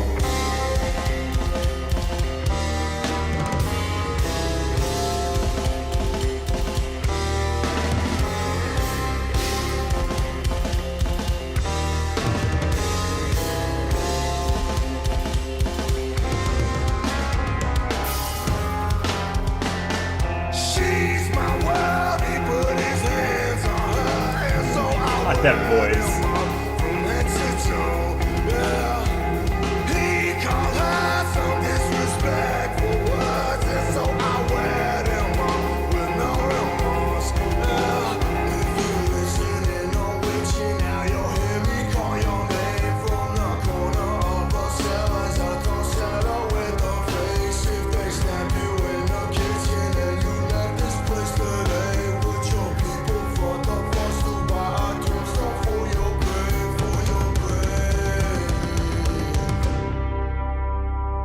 Family is a burden, friends are such a chore. Money is the end, and that's none of a bitch's more. Family is a burden, friends are such a chore. Money is the end, and that's none of a bitch's more.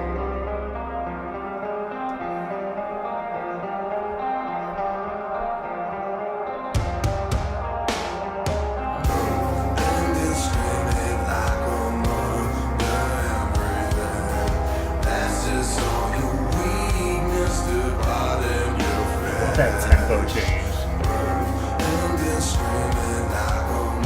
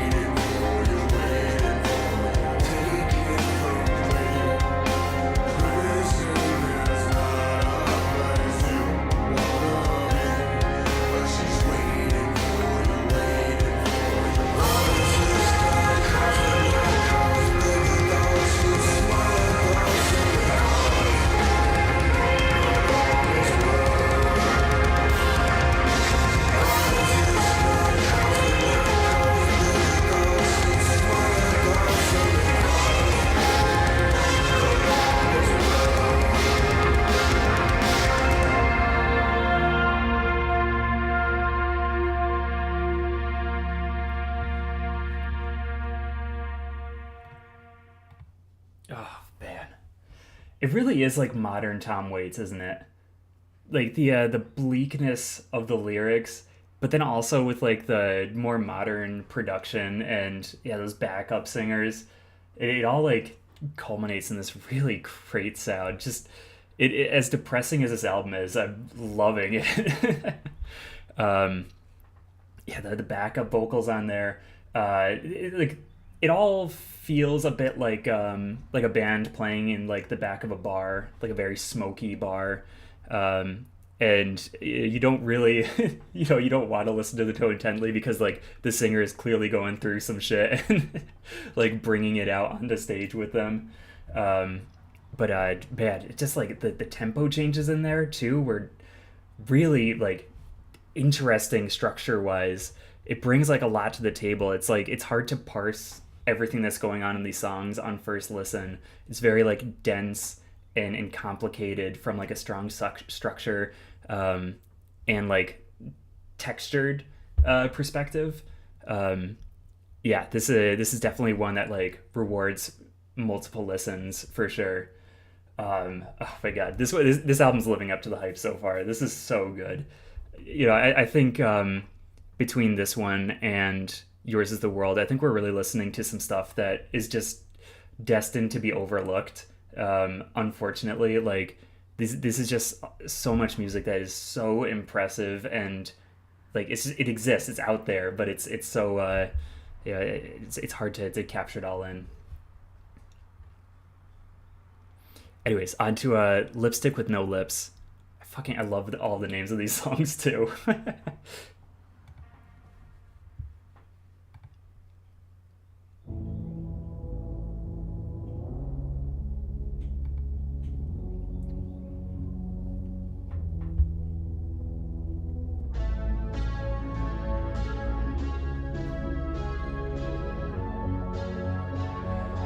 This intro is insane.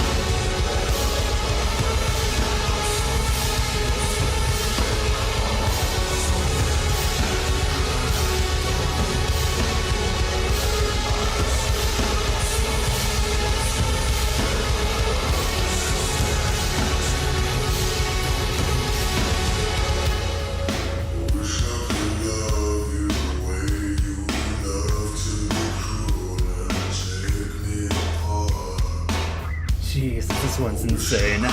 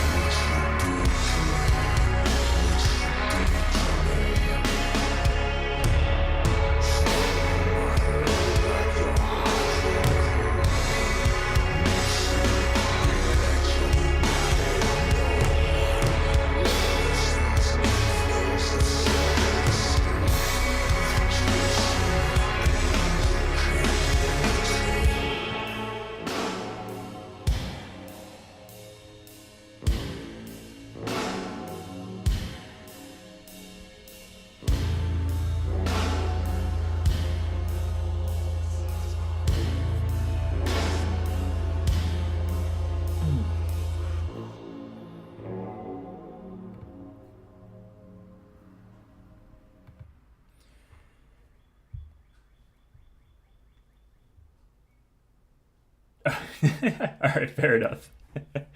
No, oh my god, that track was so good. Holy crap. I love the way that it opened with that like, yo, nice. Getting close then, huh? That's sick. Yeah, yeah. No, go take advantage of the time with the Home Alone. Nice. Um I love how that song opened with that like almost like disco beat.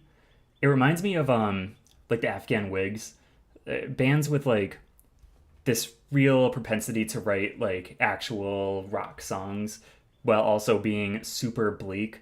Sort of instead of going the route of like the torrential like melodic hardcore, instead of having like bands like this which are more rooted in like 80s rock, like they get like the synth rock vibes, but then they have this like the lead singer that comes on like a smoke machine that like drenches everything in fog and drags it all down into this like bleak soundscape, while the rest of the band is like sort of bouncing along with much more, or much less bleak, I should say, sounds and instrumentation. So it creates this really interesting rub between the singer and the band, similar to a lot of like Tom Waits' stuff, also. Um, God, that's so good. But and then like when this singer really like lets out that like low snarl of a sound, it's so satisfying, so guttural. All right, man. No worries. Yeah, go wrap it up. I cannot wait. We're gonna have you on stream. We're gonna do reaction. So jazzed for that. That's what I'm thinking. Like I do kind of want to practice my writing again. I really feel inspired to write a review of that Yours Is the World and at least like post it on like Sputnik Music or something. I used to do that a bunch back in the day. But like I feel the itch to put like my thoughts down in words for that album. So maybe I'll start doing that too. Like writing up some like semi-formal reviews of some of the people that I have on here. Any some other like avenue for creating like a platform, stir up some excitement for the music, I think would be pretty cool, and give me practice on like writing my words down.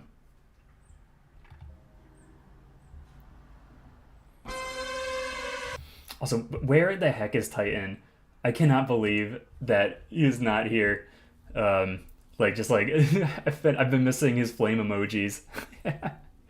But my God, this album has been living up to expectations so far.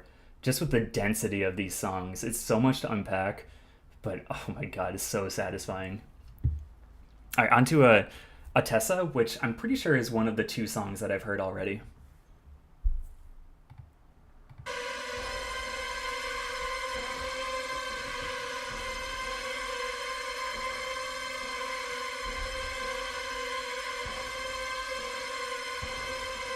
Like a bitch in fishnets, on your existence. She suicides by fire, although she never can die, although she never can die. She is violence, don't violate her will. It's pure greed, the blood of all things. She suicides by fire, although she never can die, although she never can die. We are this evil mind.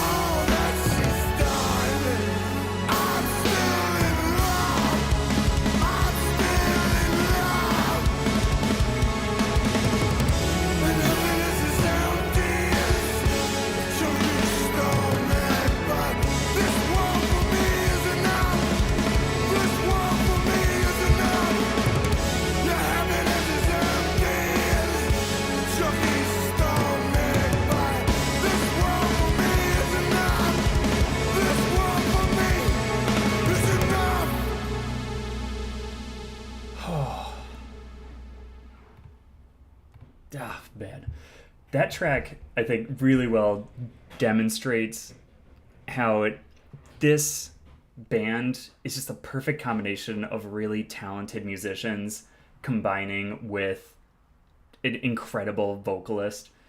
It like the piano that they had running through there was such a great through line and sort of a backbone. I feel like it would be really tempting to, when you have like raw talent like this vocalist, to put him on top of like a death metal or just like a really heavy, equally torrential band. But the restraint that they show with this, and the technique and variation in the sound behind his voice is so refreshing, and it keeps the album interesting while also maintaining that bleakness that obviously they're going for. You know, they're shooting for a pitch black album sonically, lyrically, conceptually. But to understand that you can do that while also having lighter instrumentation, you know, like the last track, Lipstick with No Lips, how it opened with that bouncier disco-esque beat and rhythm, while also like when I come out of that song, I feel, you know, depressed and sad. It's really impressive. I mean, loving this so far.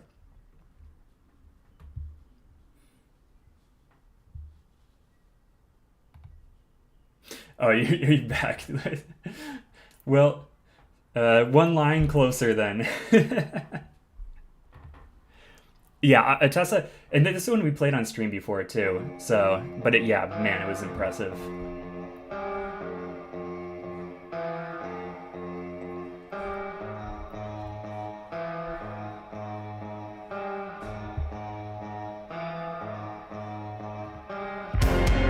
Back in the day, world was wasted. Drink out my hand for breakfast and rest.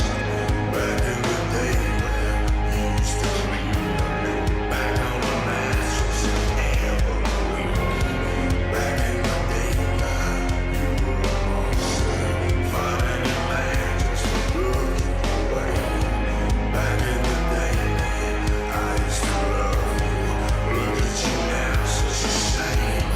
Liquid Jesus, bright stripper, she's down the floor, and she loves her coat, and she moves her hips like a devil would. Yeah, she's down the floor, and she loves her coat, and she moves her hips like a wife never could. Liquid Jesus, bright stripper, she's down the floor, and she loves her coat, and she moves her hips like a devil would. Yeah, she's down the floor, and she loves her coat, and she moves her hips like a wife never could. I completely missed the country influences. Oh my god.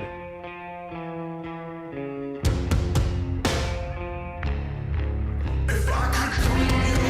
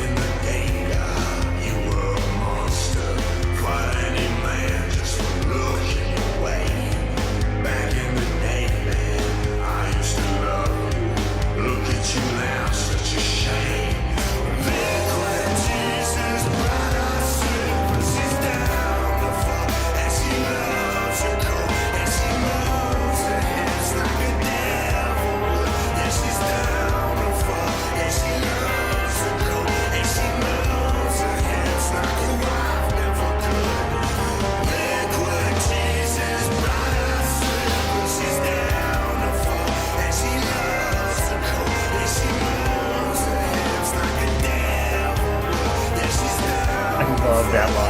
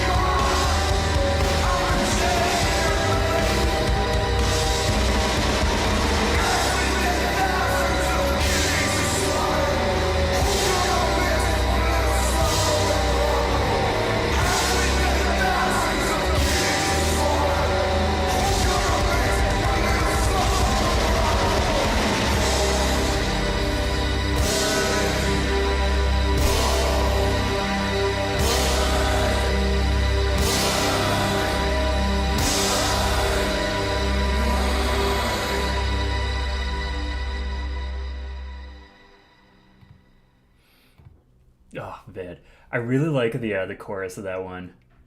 I definitely once you brought up the country like connections, I definitely hear that, and I think this is sort of like the other side of the coin of like a sort of typical like bro country track. Like it hits on a lot of the same tropes as like your standard country affair, like talking about drinking, you know, attractive women. But this song is like the perverted, like the actual like country is talking about sort of the temptation of it, and like the tempting parts of like, you know, women shaking their butts and you know, going in and drinking with friends. But this song felt more like the actual realism, the reality of the situation, where you know the alcohol is, it's like with Jesus, it's like a vice. It's the you know, you're actually like an alcoholic. They're crippling alcoholics, as with the band name. And so you know they don't have a healthy relationship with alcohol anymore. And this woman that's shaking her hips like the devil would, she's also shaking it like your wife never could. You know, bringing up the face value of, you know, cheating on your wife with the music. It's such a like a bleak portrayal, while also being like having so many parallels with your standard country track. So yeah, really interesting connection there, I think, and really well executed. So on to Evil Has a Baby Face.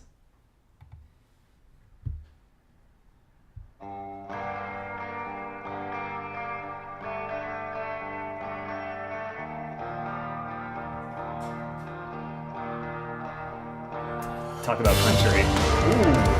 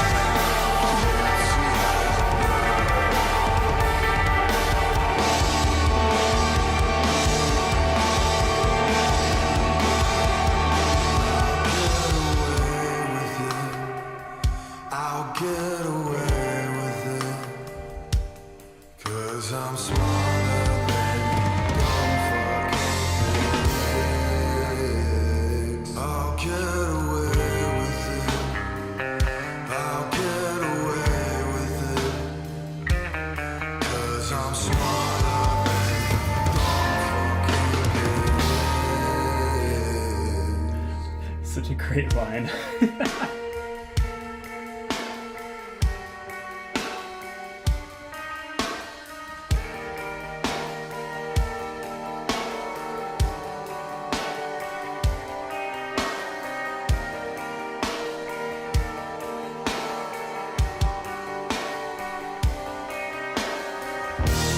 Call me shit, but I make more money than you. I tell you what to do.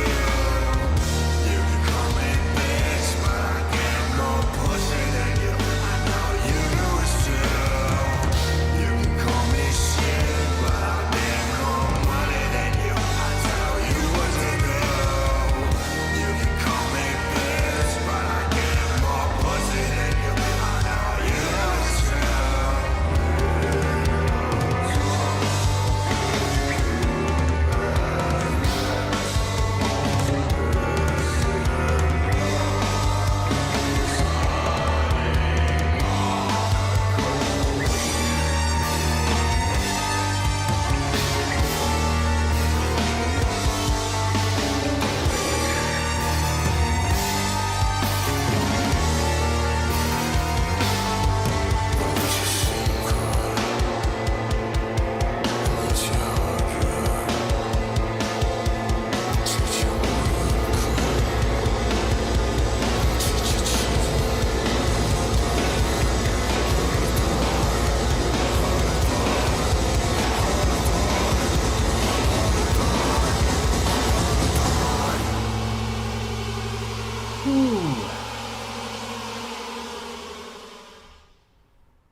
Jeez. What a narcissistic track. Like, I feel like a lot of the tracks on here so far have been kind of not vulnerable, but not also like super self-centered. Maybe I'm like missing the lyrics that are really pointing to this guy just being a huge asshole.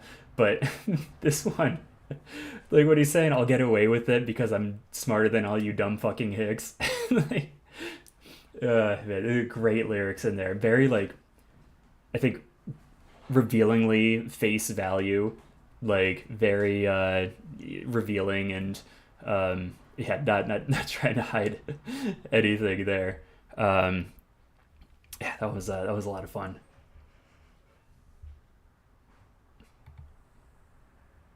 On a salve.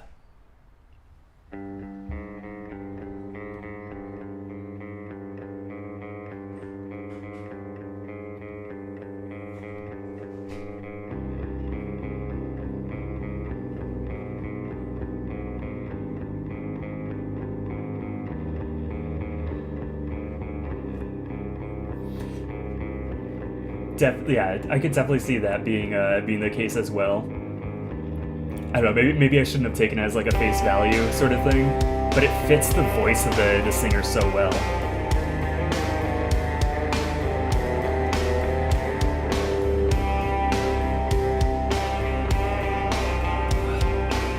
Guitar is so good in here.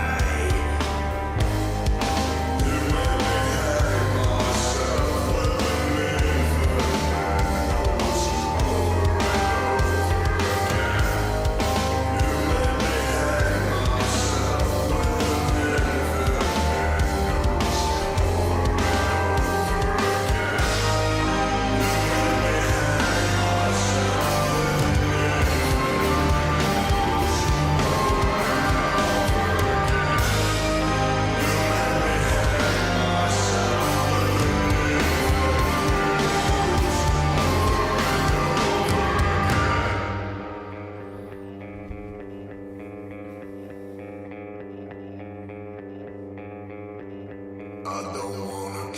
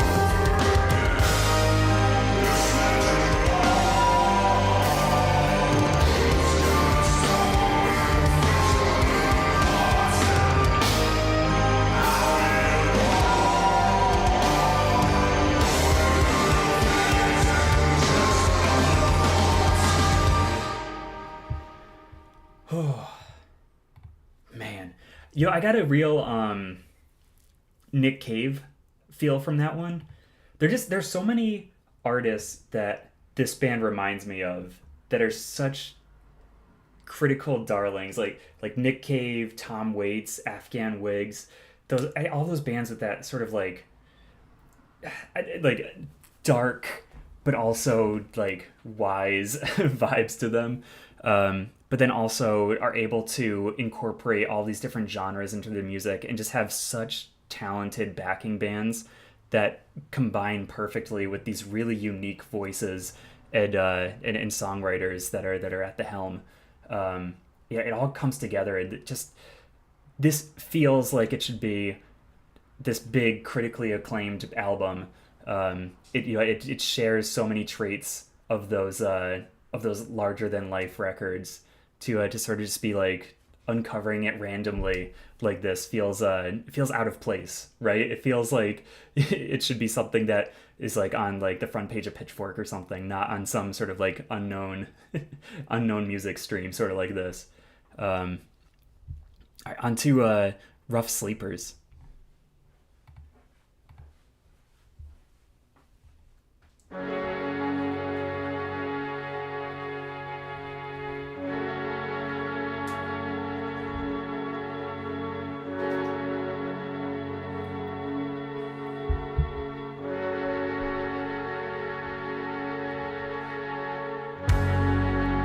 For your crimes of perversion, you are sentenced to die now. Drawn and quartered, cleansed in our Savior's eye. For your crimes of corruption, you are sentenced to hang now. Till your neck breaks, cleansed in our Savior's name.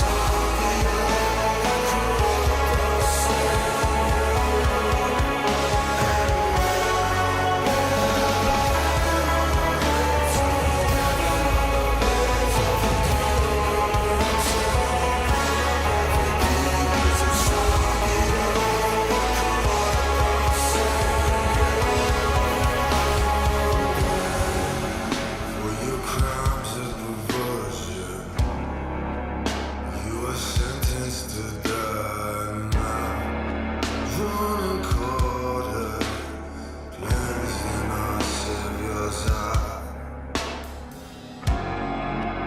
For your crimes of corruption, you are sentenced to hang now. Till your neck breaks, cleansed in our Savior's name.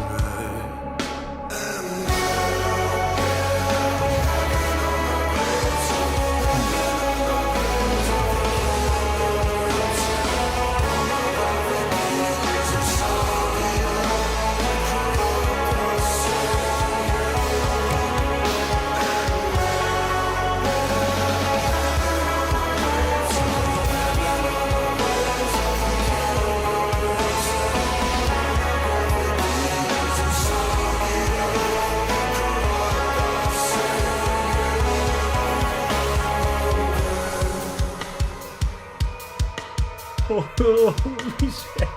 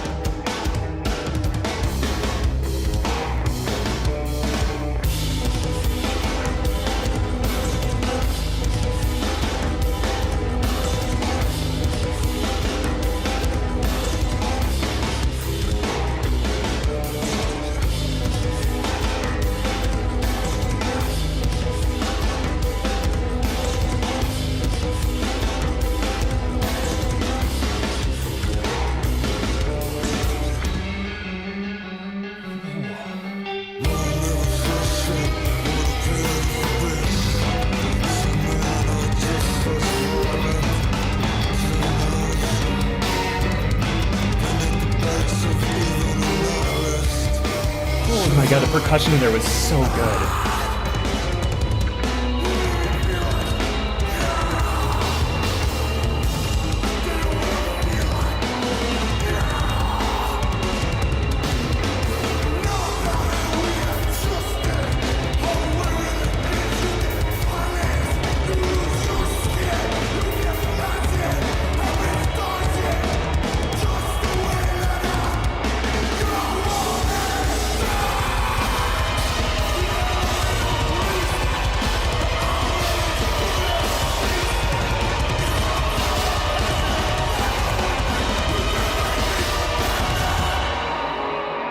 Oh,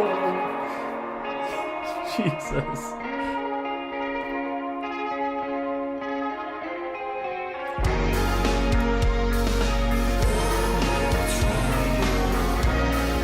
Fucking love the synth in the background.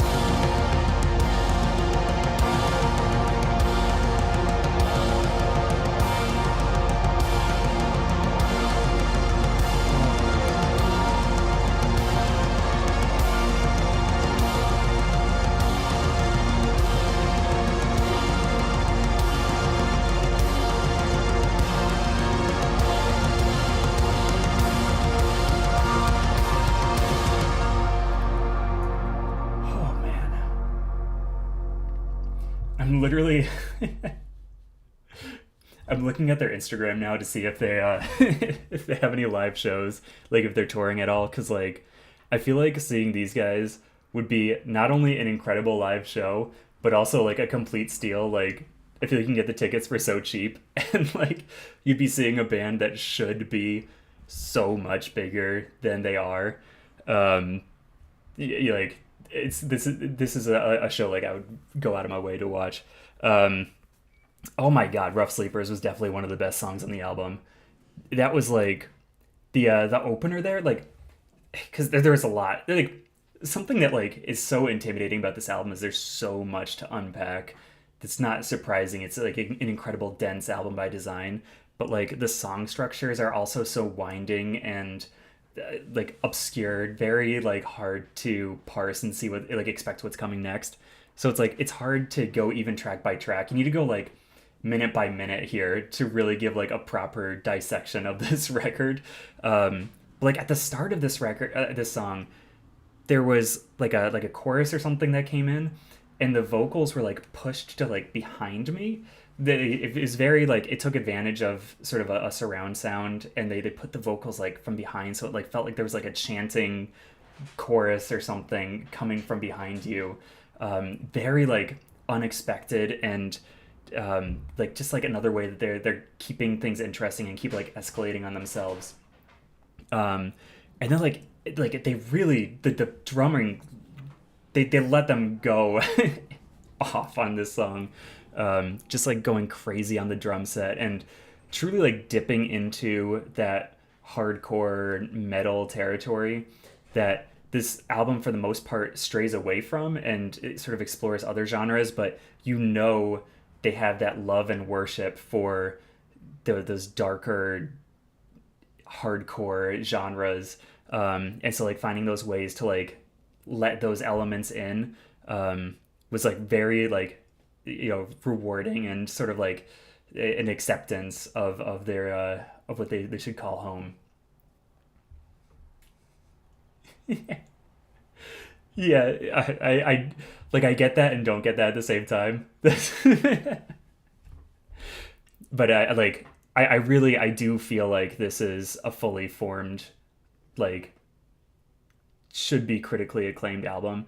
It feels like this is the sort of record that is on this in the same territory as like Gentleman by Afghan Wigs for me, which is a record that is so dense and dark while also being like melodic and fun to listen to, that you really have to be in the right headspace for it. It's an art album. It's not just one to throw on and put in like a random playlist. It's like you have to sit through this all the way through and just be in the right headspace for it. But when it clicks, it's like, there's nothing better. All right, on to Featherweight Kid.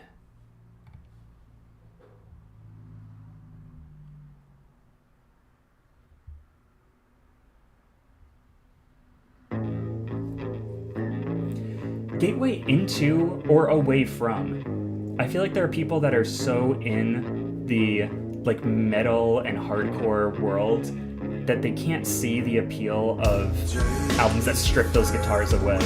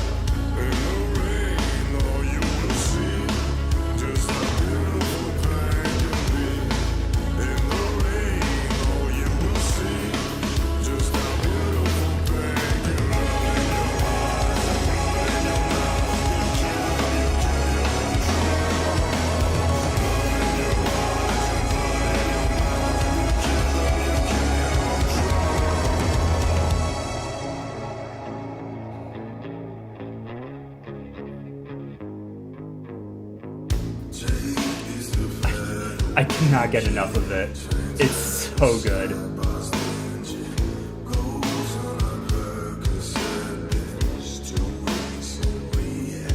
Start smoking.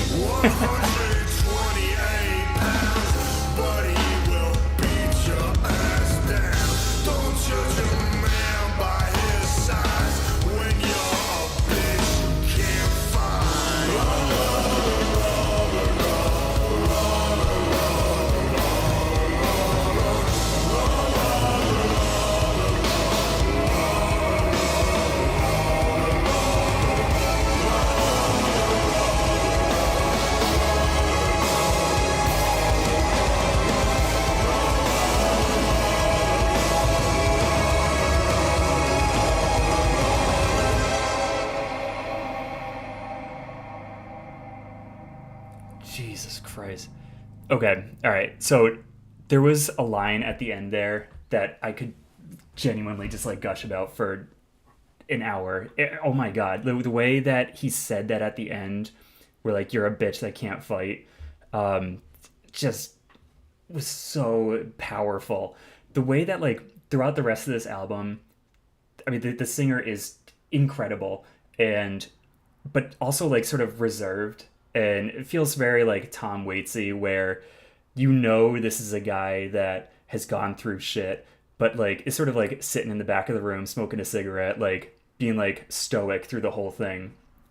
Like the singer's so reserved and very calculated in when to reveal like the true power, but at the end of this song when he said, when you're a bitch that can't fight, it felt like he was like literally pushing me into the ground. Like I felt like he was just like became feral at that moment and just let out like true emotion. It's insane. It was so impressive. Oh my god. And then like the instrumentation behind it, those synths were enlightened. They're so smooth and like echoey, but fit the song perfectly. Gave it that like cinematic feel. Yeah, it felt like it was a direct moment on the album. Just like fighting through all of the smoke, all of the fog, and like punching you directly. Yeah, bad.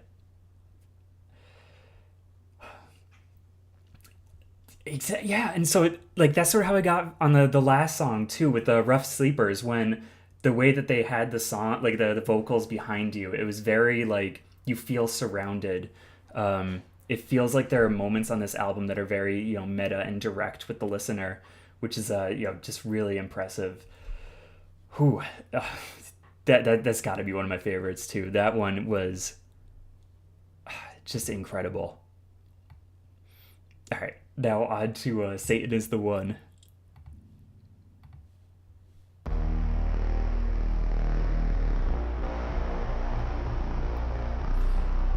This is album book club potential, by the way.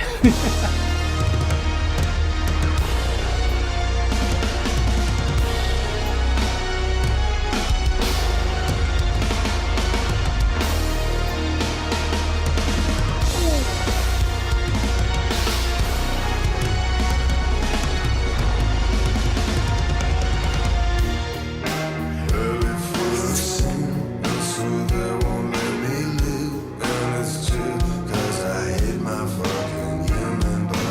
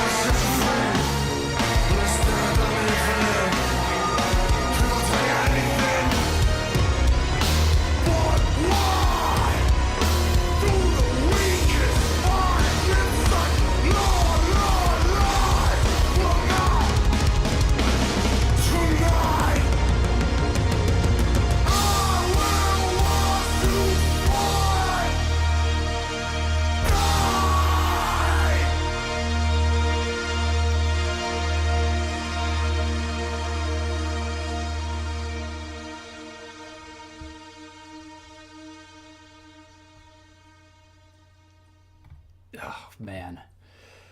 Yeah, I mean, Kit, you're right. When they like focus on this lead singer's voice and just let him sort of like lie in the lower registers with that like low growl, it hits so different, and it's like every single time it surprises me.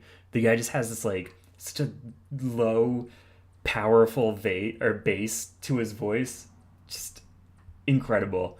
It yeah, like the shouting at the end there, another like moment of showing like true emotion, but like this one was more like vulnerability than like a display of raw power, like from the last track. Um, oh man, incredible! And the drumming at the start of this one, it's so hard to find the star of this show, and I would never expect that after hearing the lead singer like in the first track, but genuinely the drumming is so good. And like the synth lines and the guitars, everything comes together so well. This is becoming such like it's bigger than a sum of its parts, and the sum of its parts is already extremely high. So just wow. We got two more tracks left. We got Templeton and then Mob Dad. And Mob Dad's a almost 8-minute closer. So I'm really excited to hear what that one has. But let's move on to Templeton.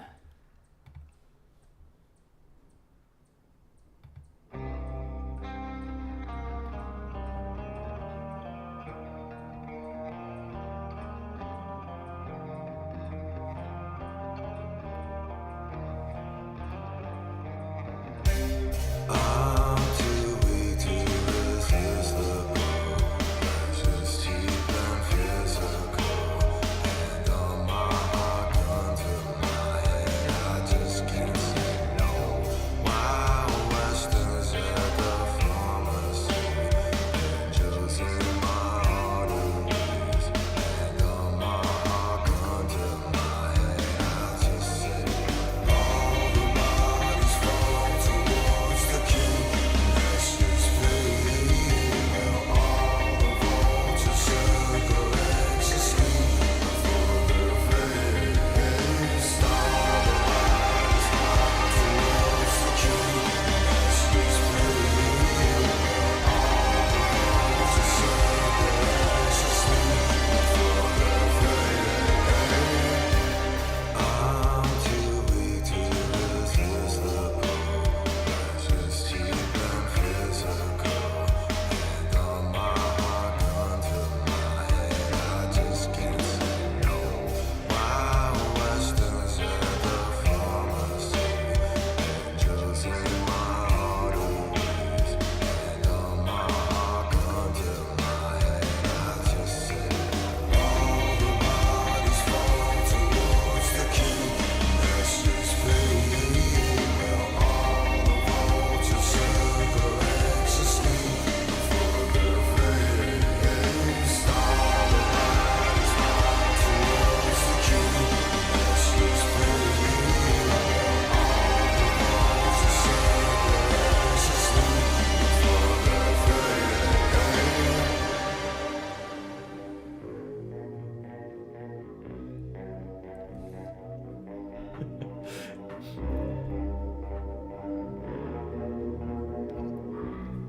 vultures circle ecstasy for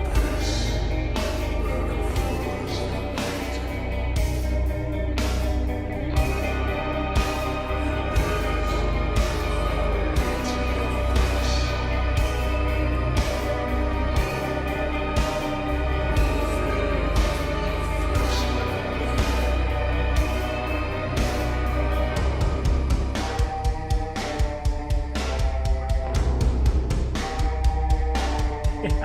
I was thinking the same thing.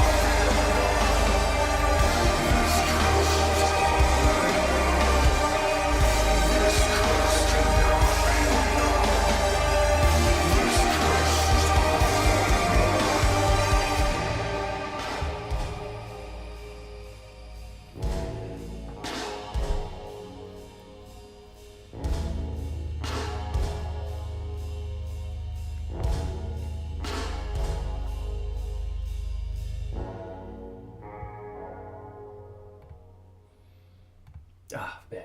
That one was really interesting in like the context of this album because it started like the vocals at the start were almost just like normal vocals. Like I feel like that was like almost this guy's speaking voice. It felt like he wasn't reaching for those lower octaves, just sort of letting his voice sound like it would normally sound like. And then it was like sort of a normal song for the first like minute and a half. And then when it cut away, it like was this perfect transition back into the crippling alcoholism's trademark sound. And it, like the vocal growls came back.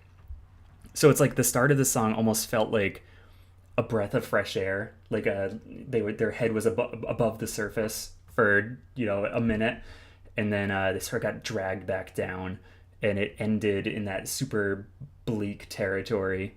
So it like really cool, like conceptually with the rest of the album. All right, and so with that being said, we're on to the closer, which I'm not very hopeful is going to sound anything but just a pitch black, depressing nightmare. So let's get on to Mob Dad.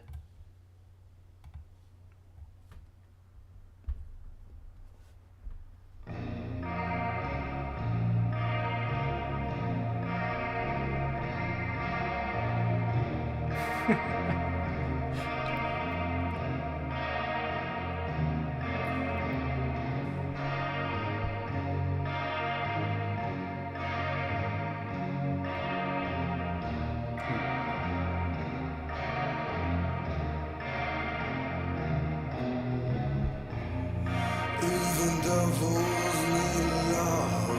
They desire like anyone. Pay for skin or skin fun. Just the money's dreams and blood. They speak in code. They eat their own. They bleed for gold. They need to rest their heads on mother's breast. Feel their dread fade away. Even angels need drugs. They get high like anyone. Little skinny say young. Just the money's from above. They raise a shot. They don't get caught. They drown the thoughts. They want to rest their heads on mother's breast. Feel their dread fade away.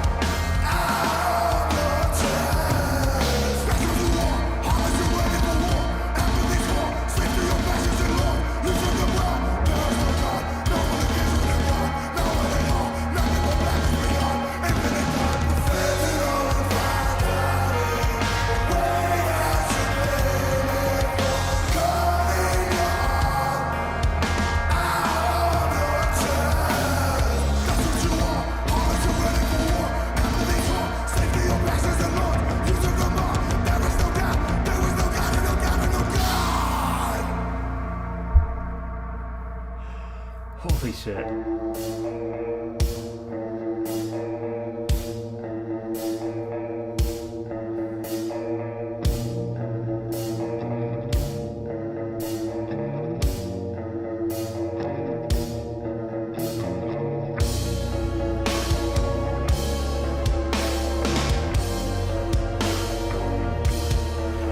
I'm so glad the drums have a highlight in the closer.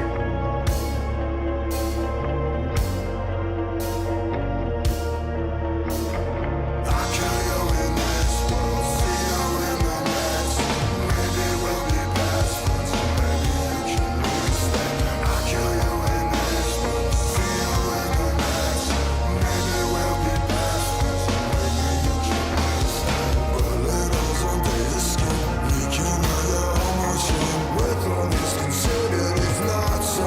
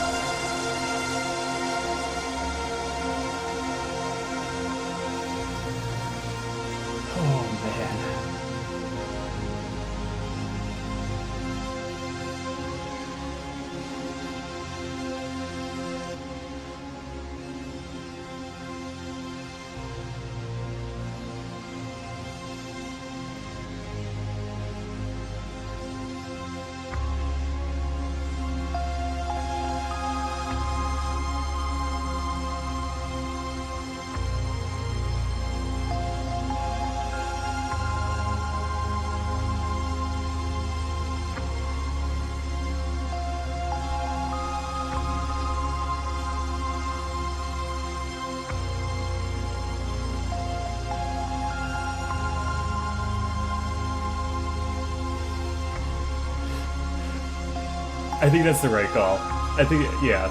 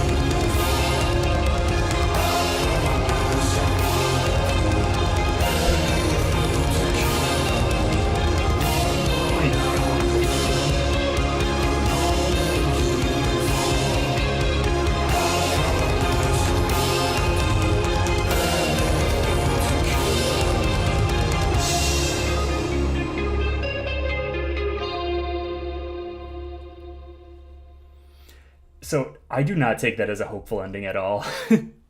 We could talk about that though. Wow, what an album! Oh my god, oh my god, what a just treat to listen to. I loved that. I will be revisiting it. It will be in my like album of the year list for sure. Absolutely greater than the sum of their parts. But so I got to get a thought out of my head about like 2/3 of the way through when those synths came on and it was like really synth heavy.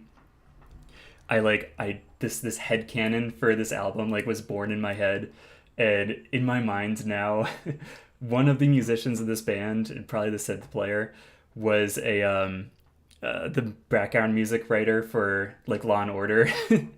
It had like those like played those like synth sounds for the episodes. This album is like what they really wanted to make instead of like the super like distilled synths that end up on Law and Order. This is like the music that they wanted to make instead. That's like my headcanon. But no, I don't think the ending of this is like optimistic. I think of it more as the protagonist like embracing their vices. This it feels more like they're sinking into the like the darkness of the album and sort of like becoming codependent with it. Like it just doesn't feel like it was a healthy let's move on sort of thing. It felt more like embracing that toxic relationship and tricking yourself into being happy. Like I just from everything that was set up in this album going into it, I will never like accept a happy ending and think of it like with no strings attached. It has so much weight leading up to it that there was no way that this album would have a happy ending. Oh my god. Yeah, that this album was generally like no misses. This was a skipless album. Every track brought something new to the table and had just incredible instrumentation and vocal performances throughout. This is a fully realized album, fully realized band, sort of coming out of nowhere, and is definitely like this is one of the gems of doing this stream now. This is like one of the things that I'm glad I ever did this because I got a chance to listen to this album. So I mean, Titan, way to go digging this one up. This is I would not be surprised if it got a very strong cult following over the next few years. This feels like as culty as the music is, it's like perfect for having like its own little like cult following of people that are really just enamored by it. Okay, so we are going to move over to Quannnic, but give me 2 seconds. Just got to go to the bathroom. on my BRB screen. Be back in a minute.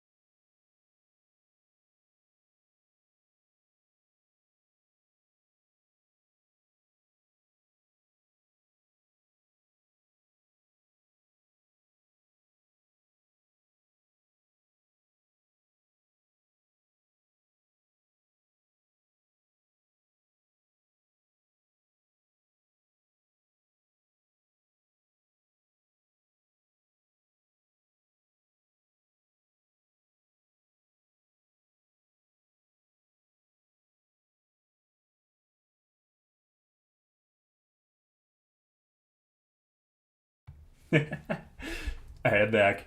And yes, yeah, thank you, Kit and Titan, for saying yes. Absolutely, long songs are more than welcome here. Um, we do have one more album on our scheduled agenda here, which I am so excited for checking out. Um, it is uh, Quannic's debut record, um, Canopia. I don't know how to pronounce it. Um, but so one of the first reactions I did on this channel was to Quannic's Step Dream, and it was incredible. Just a really great slice of shoegaze mixed with like 2000s alt rock in the best way. Um, he's on the Dead Air record alongside Jane Remover, and Aquatica. So I love the sound that they generally have with that record label. So I'm really excited to check out this debut and see what he was cooking back in 2022. And oh my, like, yeah, if this album ends up being like really good, we're like 3 for 3 today with just incredible music. I'm so excited for like the VOD of this stream. Just absolutely straight bangers for like 3 hours. Oh yeah, damn, 8 million. I don't think I'm gonna get like copyright claimed for this, but I'm hoping I can get through this album. I think he's still like on an indie label that's not gonna like be flagged on YouTube. But yeah, that's crazy. I did not realize that Quannnic was this big. I mean, I know he's like, yeah, everybody on Dead Air is really having like a moment right now, but yeah, I did not think it was up to this much. That's impressive. But yeah, so let's check out Canopsha. On the guns and what you hear, so what you want, take it again.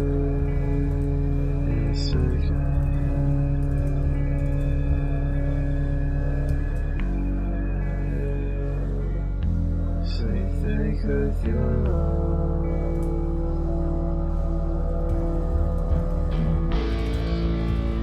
take little piece for yourself,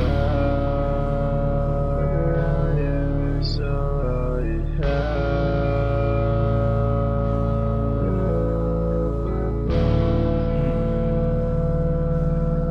Think for yourself.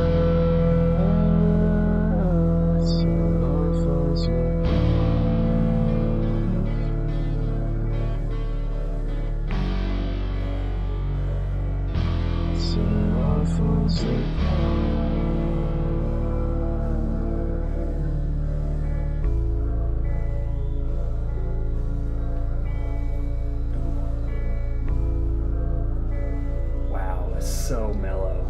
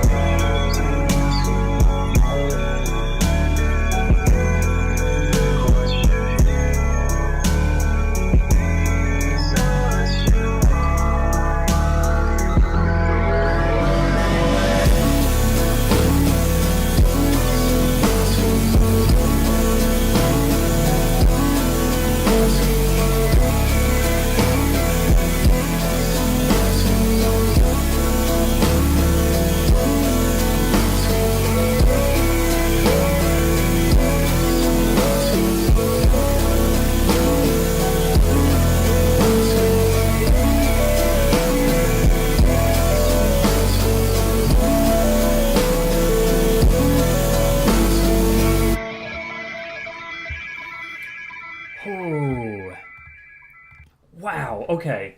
So I'm getting like similar feelings from when I listened to Quadeca because I started with, oh, excuse me, I started with Scrapyard, and then the second album I listened to was sort of the first proper album that Quadeca put out. I Didn't Mean to Haunt You, and so now I'm starting with Quannic's, I think, second full length, Step Dream, and going sort of back in time again to listen to Canopsha. And both times for both of those artists, when I was listening to that newer record, I thought I would have an idea of what their first album would sound like.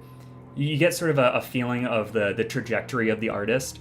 But this is the second time where I'm like entirely wrong too. I was expecting the first album by Quannnic to be this sort of grungy, shoegazy album, really bathing in that sound and worshiping like My Believe Valentine and like alt rock from the 2000s. But hearing this more lo-fi pop sound is really surprising. It still has those like guitar textures and that great like granularity that I got from Step Dream, but like this is just such a different point of origin than I was expecting. It's almost off-putting. But oh my god, that synth in the last half of the song and like how bubbly it was. Yeah, a ton of fun. Just like, I mean, a great song in general, but also like a really cool change of expectations. So on to Sorry Days.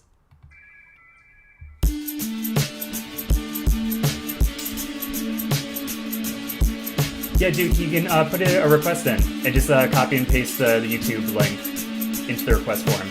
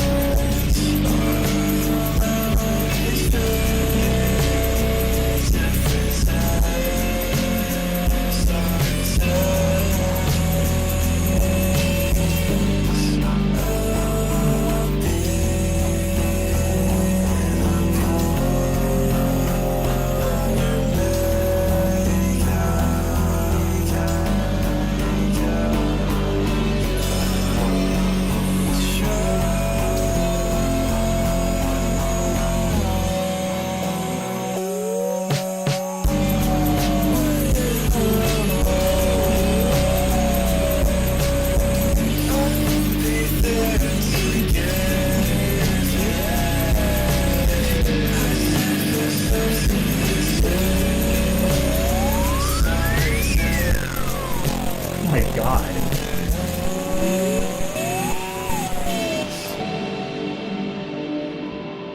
That was so surprising.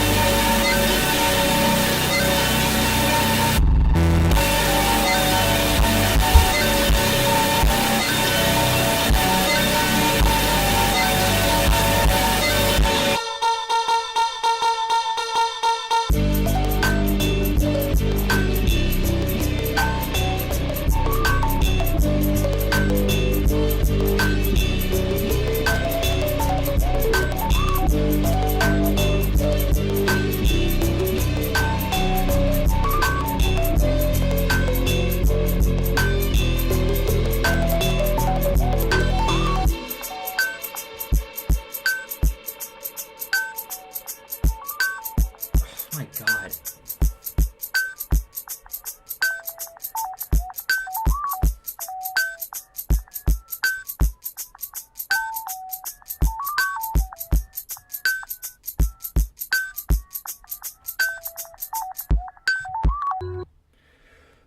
Whew. Incredible. The climax of that song was so powerful. That song was more along the lines of what I would expect sort of all of Quannic's first album to sound like. That like lo-fi sound, but those like powerful just hitting guitars. But yeah, the section where like the bass came in completely blown out, and then it exploded into that like shoegaze cacophony. Just incredible. I love the synth at the end with that twinkly line, but it's like also like really catchy and just like enjoyable. Oh man, wow, that was that felt like a closer. It didn't feel like it should be one that was like 2 tracks in. So now I'm like, is the rest of the album gonna be that epic? Like, it was just what a crazy track. And like, the more I listen to this album, the more that I'm reminded that I had bought tickets to go and see Jane Remover and Quannnic in February, but then like an idiot, I got COVID, and so I couldn't go. But oh my, like, holy shit, this album would be just incredible to see live. On top of Step Dream also being an incredible album, like just for the live environment. Just so upsetting that I missed that chance. But hopefully they come around again. genuinely tragic.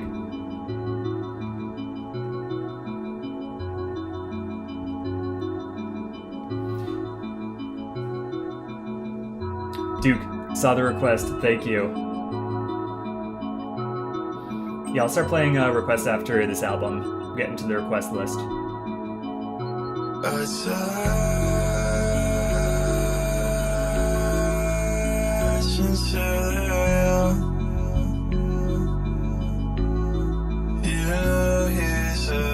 I thought it would be a good idea. Yeah.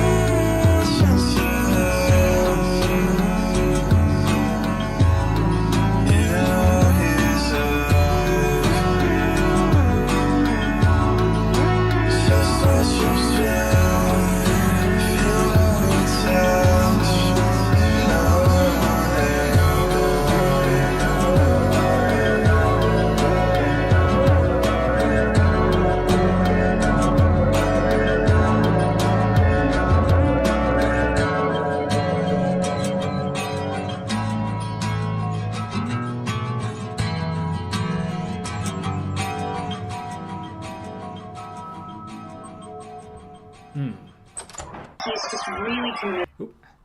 Oh, I love the vibe of that one. Just a nice chill one. I feel like even after like Crippling Alcoholism, I'm still sort of like coming down from that. So to have like just a nice breezy track was really welcoming, or really welcomed. It felt very, I don't know the right word for it. I want to say like dead air. Just like it had that vibe with the sort of the auto-tuned vocals and those synth lines in the background. It felt very quintessential, or like encompassing of the sound that I usually expect from that record label. All right, onto Life Imitates Life. Life Imitates Life. Committed to making sure that our game has the most integrity and is as awesome as it can be. Guitar Makes a Boogie here. How about Red Octane presents Guitar Hero Makes a Boogie Company, provided by Harmonix Music Systems. Helen's our associate producer, and she does, I don't really know what she does, but it's gotta be really hard because she sighs a lot and yells, and it's kind of like the sort of teenager. Oh, yeah. So you because I've got some schedule. Later, Titan. Thanks for stopping by. I'm glad we got through Crippling Alcoholism, though.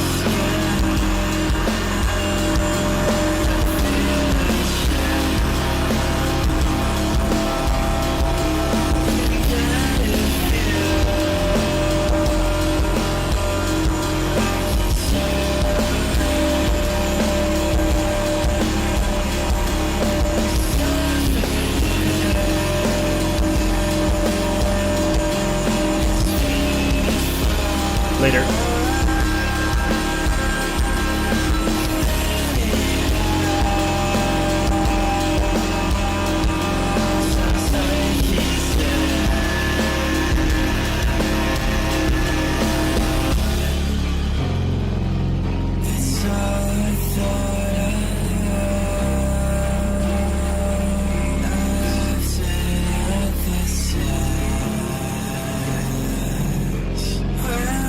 Try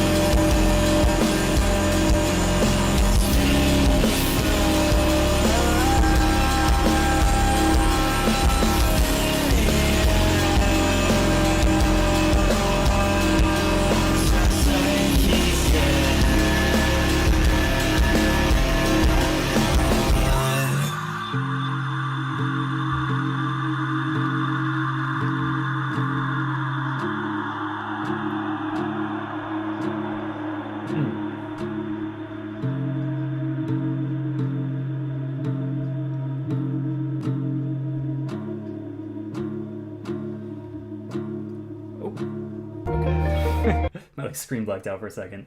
That was lovely.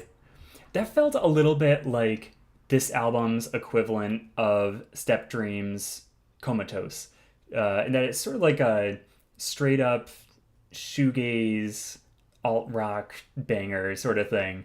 Like in that parallel, you can see sort of how much Quannnic stepped his game up for Comatose, where he was able to really, I think, level up how impactful his guitars were. And so, like, comparing the two, this one seems more vulnerable and restricted, which maybe was like a physical restriction where, like, he was still learning at the time. Yeah, he's just like gotten better over the years. But, you know, this one is just like a more subdued version of the equivalent track on Step Dream. So it's really cool seeing those sort of two sides to like this style of song from Quannnic. What does this room look like? Interesting.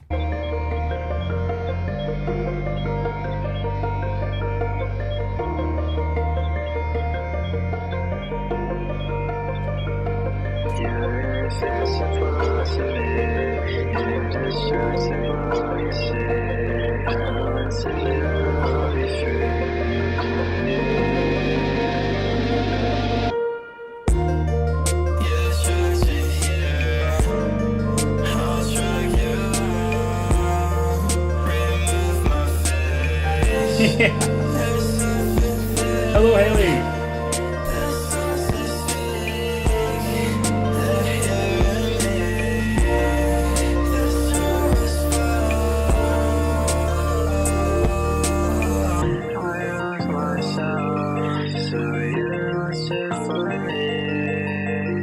Just take the same and run away. If it's misplaced, I'll lose my mind. You're better off if you leave. You try to hear, I'll try you on. Remove my face. There's something there. There's something speak and hear me. This was fall. Ooh, dude, he did the thing. The paranewal thing. Ah, oh my god, I love that.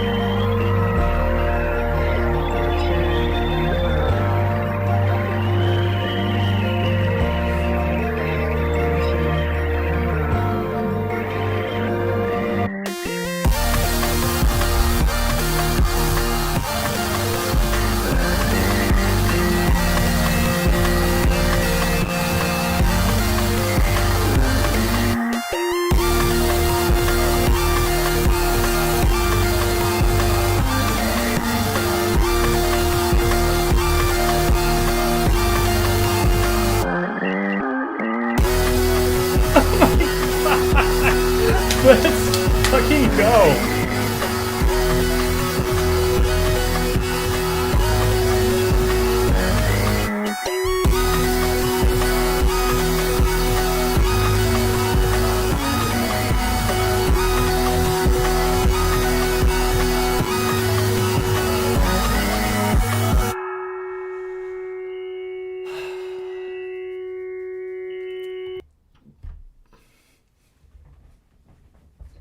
Oh my god.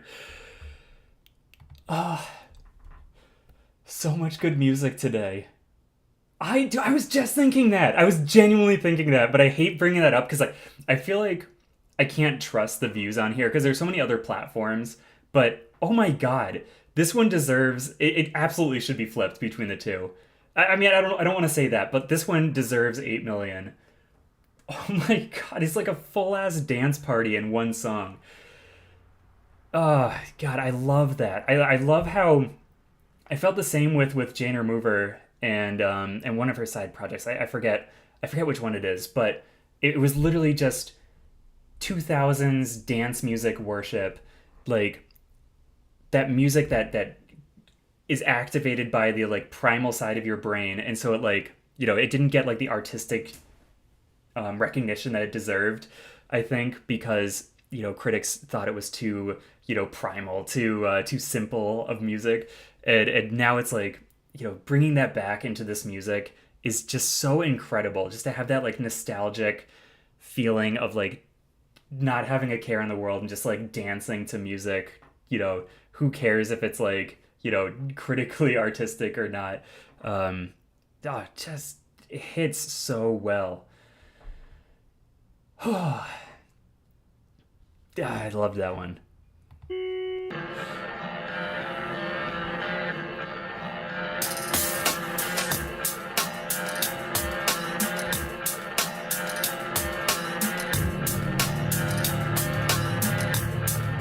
Yes. Yeah, absolutely.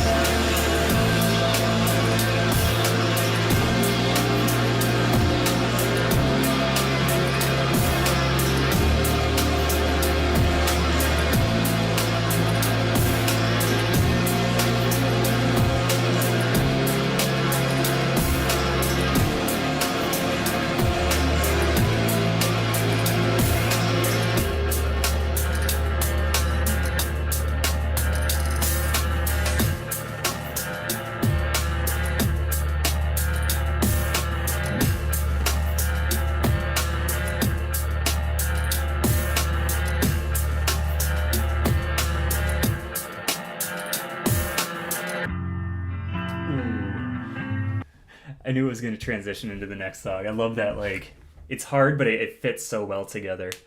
Oh man, that was a great track. It was very it definitely felt alt rock from like the 2000s played through like a shoegaze filter. And it like still had like those Quannicisms to bring it into sort of present day.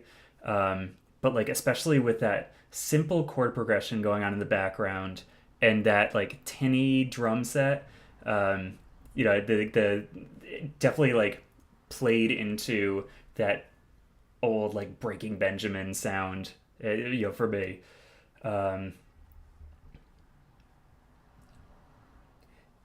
Yeah, it definitely, yeah, it had like this great vibe to it too. Very floaty and hypnotic. It just like floated along the entire time. Um, Dude, I know, right? Every time I listen to Quannnic, all I think of is like Breaking Benjamin and that like era of alt rock. My old, CD player and MP3 player. But it has like it's the tones of the guitar just evoke it so much for me. Um, it's sort of nice looking back on that music and not cringing. Like listening to it and like hearing this is what I would expect. Like this is, if I listened to that album, I would want it to sound something like this. But I know it's just gonna be Breaking Benjamin. Anyways, on to Snarky.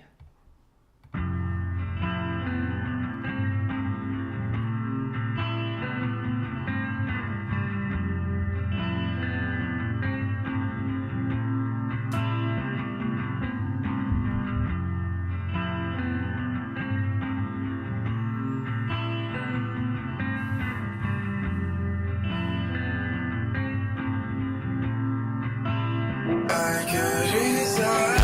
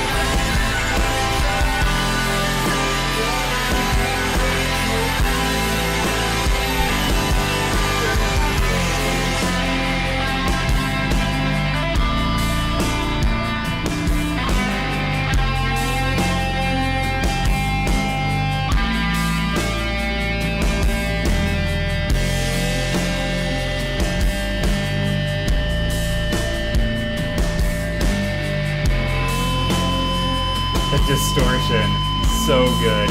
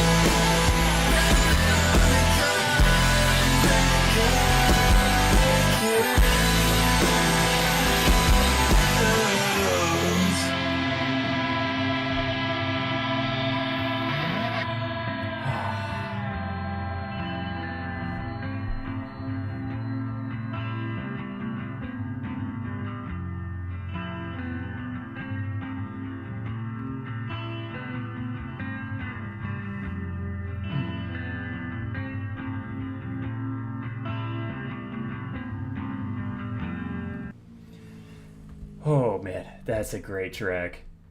Yeah, the guitars in that were unreal. I mean, who doesn't expect unreal guitars from a quad? Like, you should sort of expect the incredible technique and textures and variety on these guitars, but just hearing it on full display with this track was so refreshing, and just he continues to create these incredible textures with his guitars.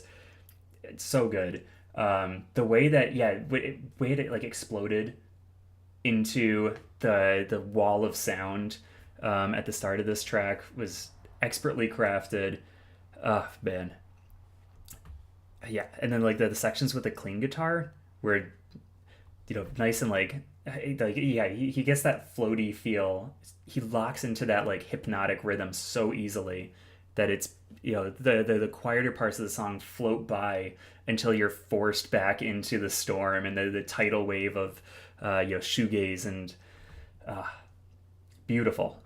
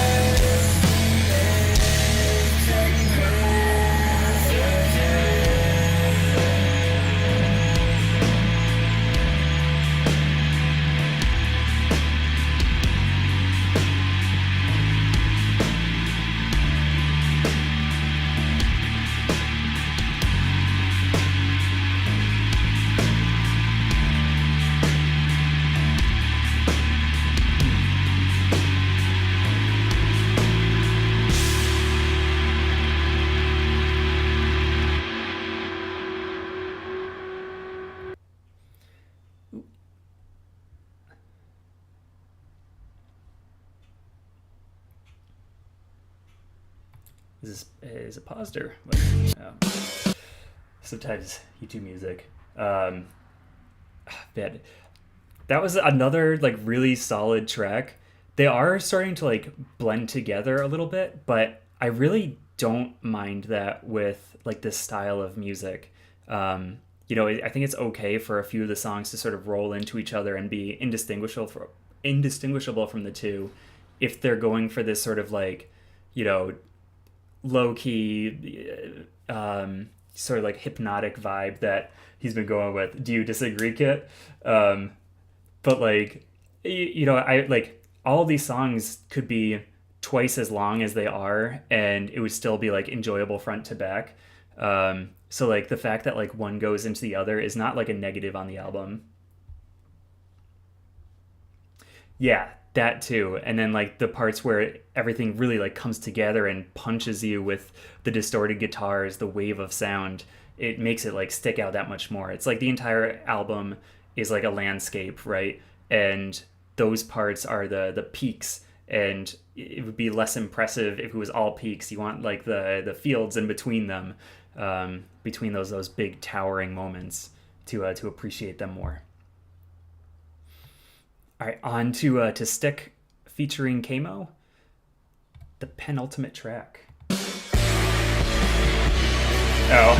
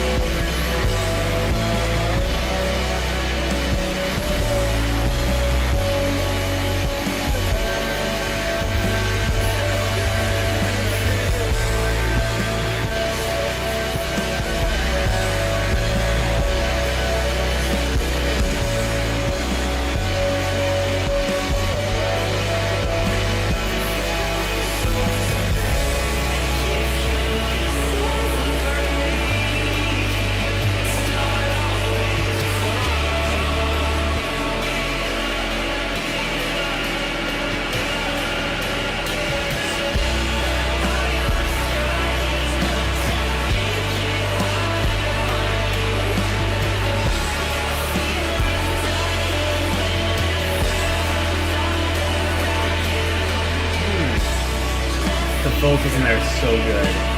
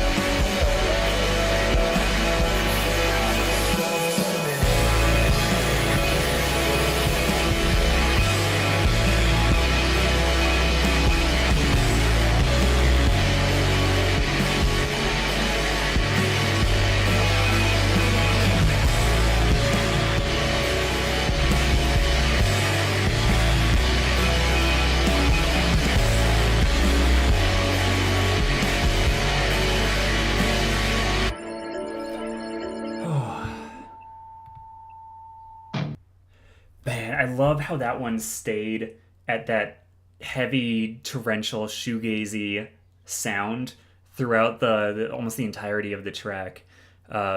He really let himself sort of play in that soundscape and find the textures and differences to keep that sound interesting, instead of just relying on the fact that this sound is loud and this sound is quiet. Finding other ways to create interest in and dynamicism in the song beyond just sort of like cliched volume changes, and like crescendo chord that you'd expect from like post rock stuff like that. Like really like just staying in that one soundscape the entire time was a really really great way to come about that track. Yeah, it keeps like, instead of shrinking and expanding, it morphs. That's a good way to put it. All right, on to the last track here. Gesture, gesture, gesture. Incredible. Also, Kit, while I was looking at, or while I was listening to that track, I was looking into Crippling Alcoholism, and they're playing in Allston, Mass, like right outside of Boston in June, and I am heavily considering going because it's not that far of a drive. And yeah, I was totally right. The tickets are like $12, so I think I'm gonna go check them out. I That's so crazy. Like I was just looking up, like, what are the odds these guys are even on the East Coast, and they're one state over. So I am definitely considering going to check out that show. I just like I don't know if they're going to live up to my expectations of a live show, but like even just to like hear that vocalist live would be insane. Um, June 15th, just the one show. But also this venue looks awesome. It's at O'Brien's Pub in Austin, which I've never heard of, but it looks like they have a bunch of like really cool looking artists coming through. Like if I lived closer, I would just probably like hit up this place regularly. Sorry, like you can't even see. I'm just looking at all like the shows that that are coming to this place. There's so many acts that I've never heard of, but like just based on the like tour art alone, look insane. Okay, that's enough of that. Back to Quannnic with the closer, gesture, gesture, gesture.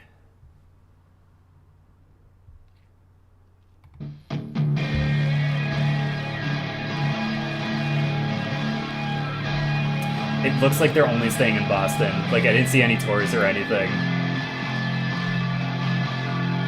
But dude, that'd be so sick. Just see them live. That'd be so much fun. Oh my god.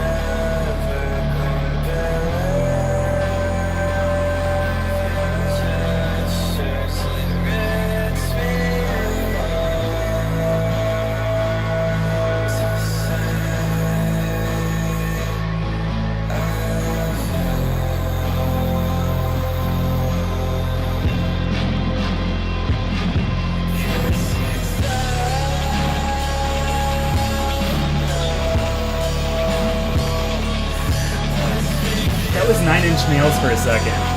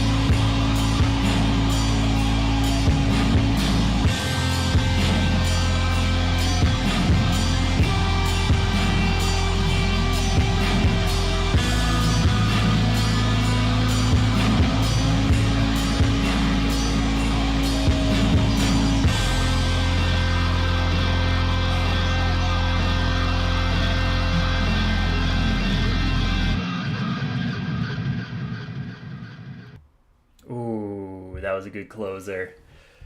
Uh, I love the how the lower register on this track had that like slow chugging uh, appeal of like a drone or like a stoner metal song. Like if you isolated just that like lower register guitar line going on, maybe it was the bass line, it would feel pretty similar to like an Earth song, like some like droning, slow paced, you know, heavy stoner track, a riff or something. And so using that as like the bass line for this song and then building on top of that, it definitely gave it like a darker, slower, heavier feel than the rest of the album.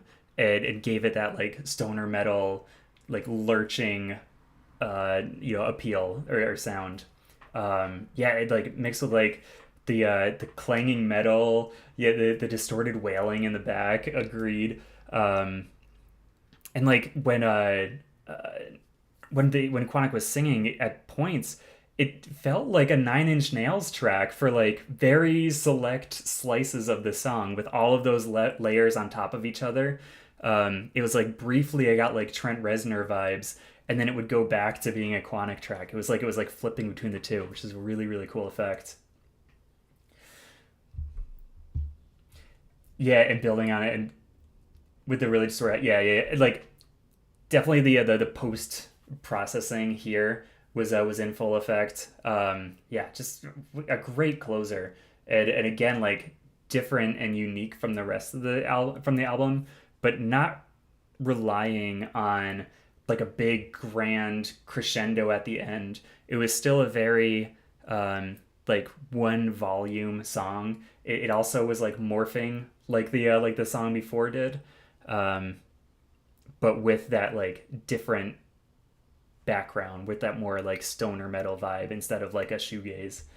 Um, oh man, this is a great album. We're 3 for 3 with amazing albums. This was so much fun.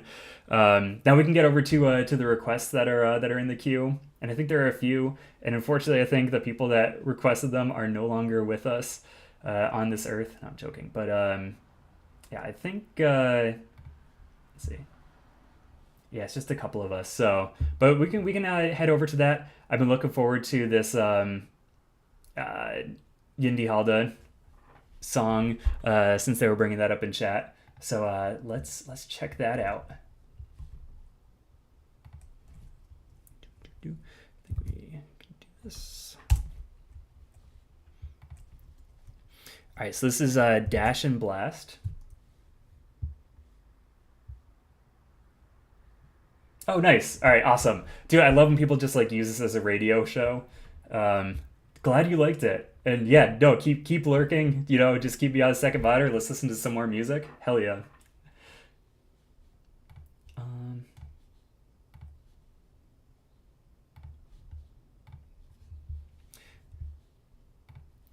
yeah, that's right. This is the 17 minutes.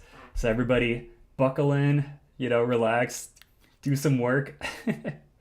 And yeah, enjoy Yindi Halda.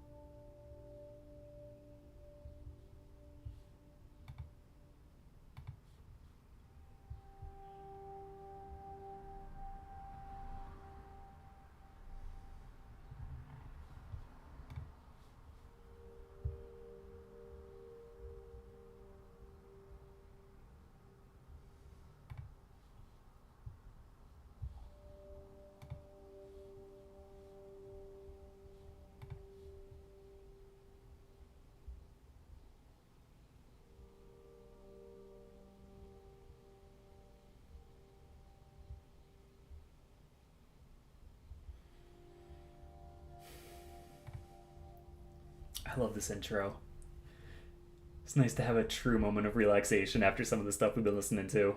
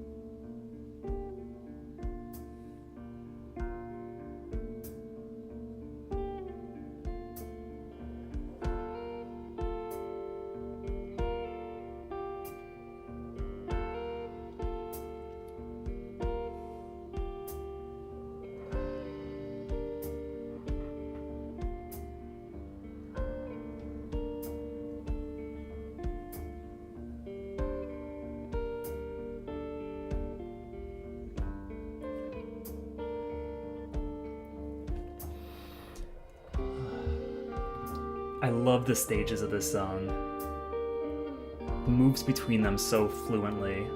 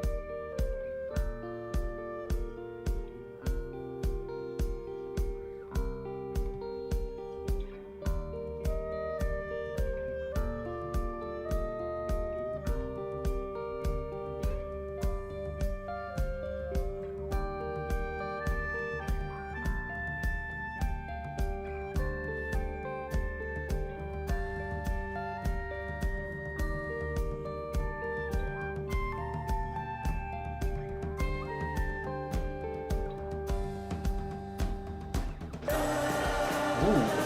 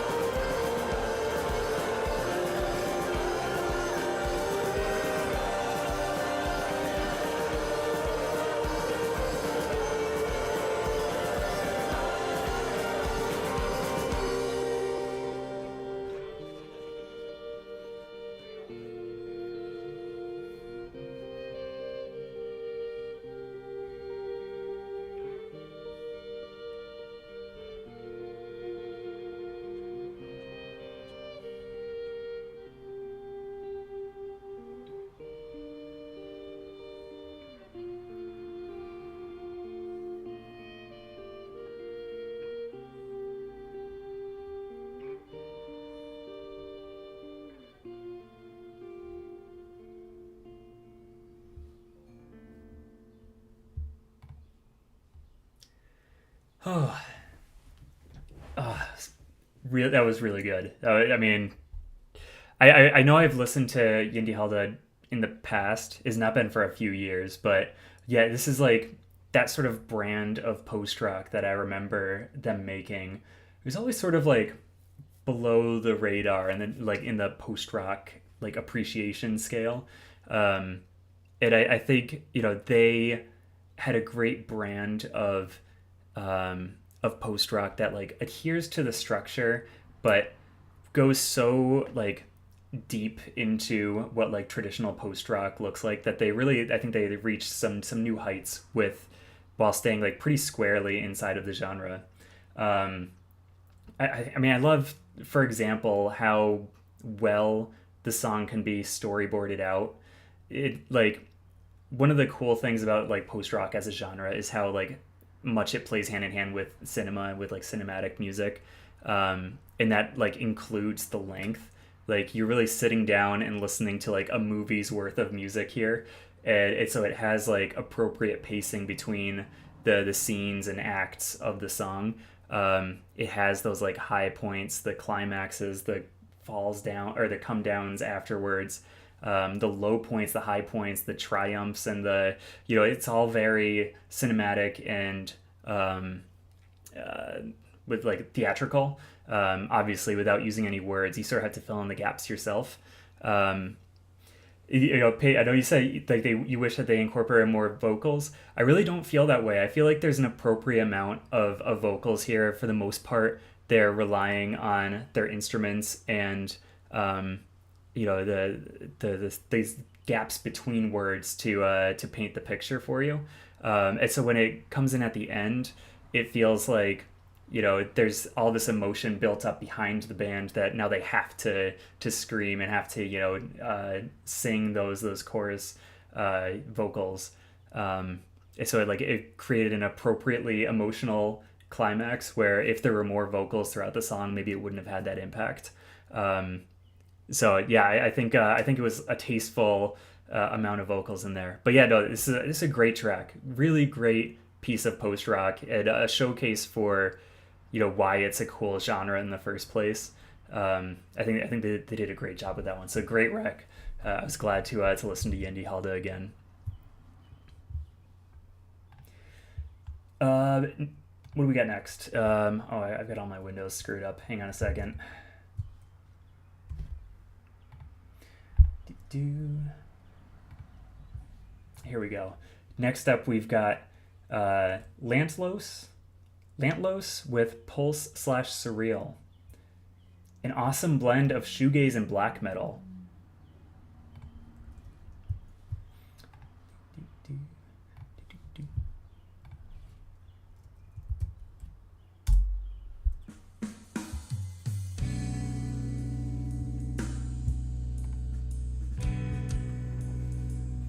Definitely liked it. Thanks for sending it in.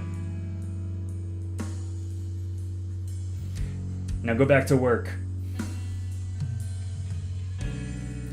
Yeah, I'm getting like maybe Sungazer vibes, or Sunbather, not Sungazer.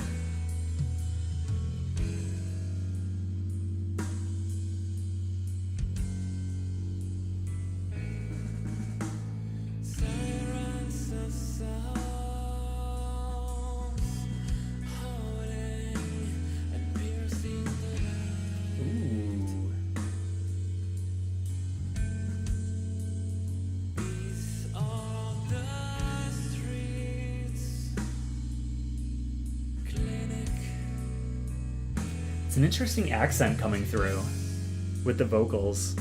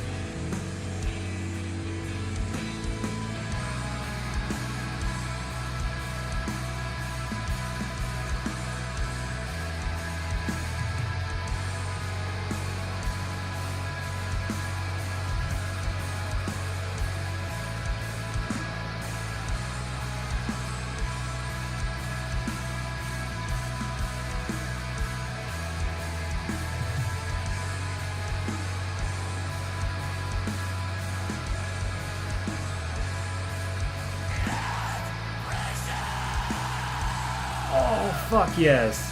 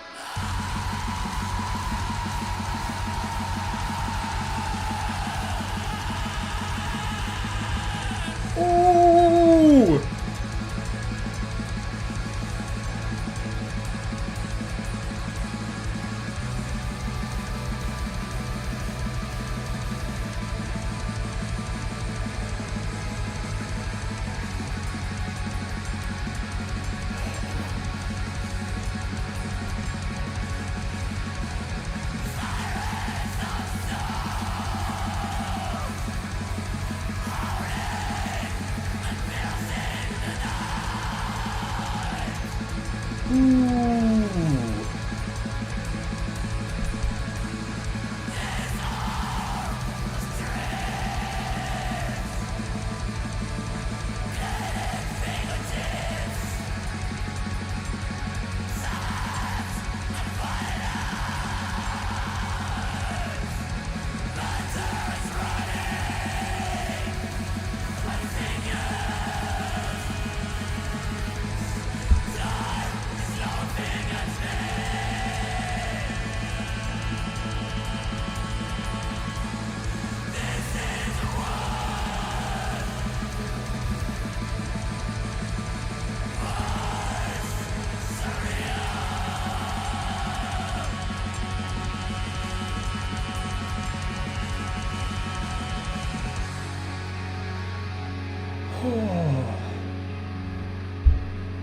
Holy shit.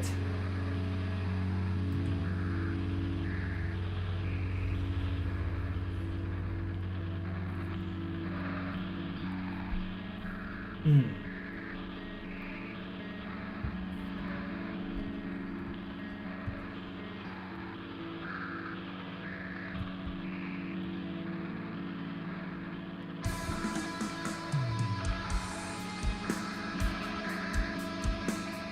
Can't believe that wasn't the end of the song.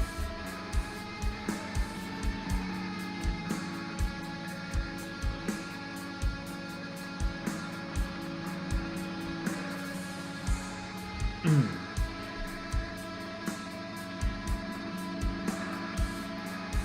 I love the cover art. Like, agreed. It's so fucking cool too.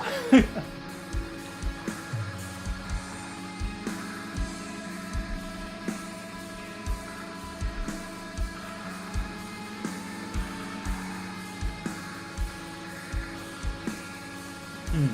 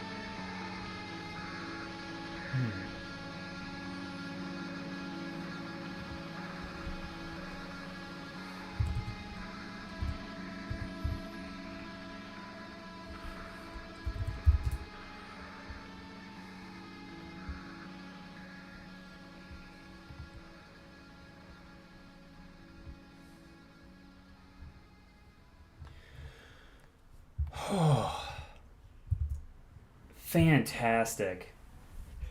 Yeah, the cover art was incredible. The when those vocals first came in, oh my god, that opener was so good. Just, yeah, I mean, really interesting combination here. I definitely did get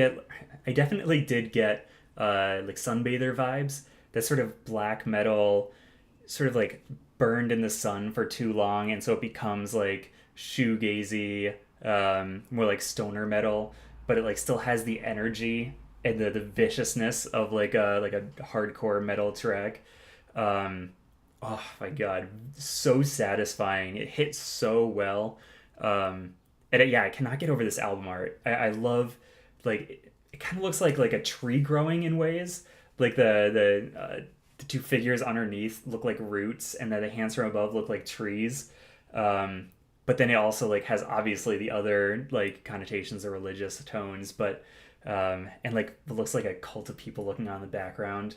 Just so cool. Oh my god, I would put this one up on a wall, no question. Like just the artwork is impeccable. and then the fact that the music lives up to it is just a nice little bonus. Awesome. No, great rec. Thank you very much for sending that one in. Next up, we got Rage Elixir and Gary Wu with Racing Heart, which I think is the one that Duke requested. I don't think they're here anymore. But if you are, if you're watching the VOD, this one's for you, because you requested it.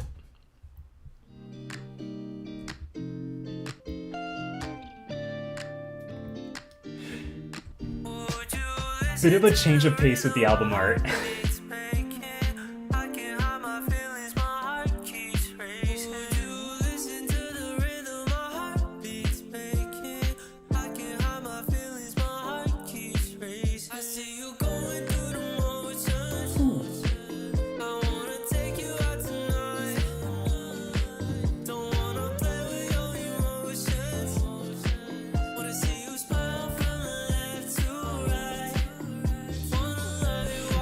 I'm digging it.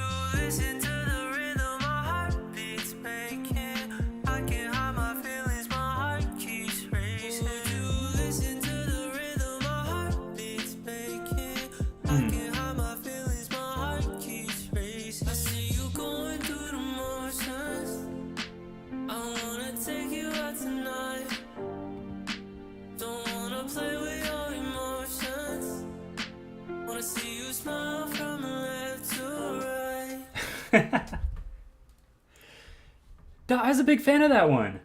They had a great vibe, a really good energy.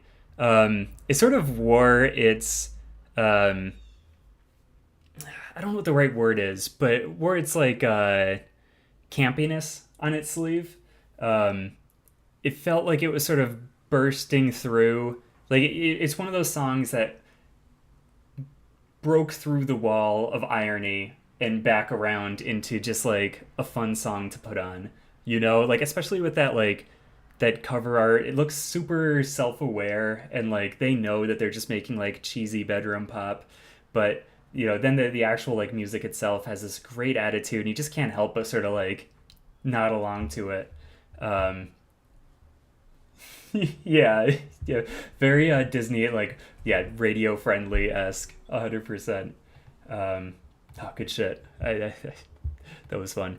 It's nice to have a fun one too. That was like maybe the only genuinely just fun pop song of the entire stream, aside from maybe some of the Quannnic stuff. So, you know, nice to have that for a change of pace. Next up, we've got another Patricia Taxon song with Alien. Okay, so it's not going to be the only pop song of the night. Yeah. Great timing there. All right, we got Alien. I've liked everything that you've sent in by Patricia so far, so I'm looking forward to this one.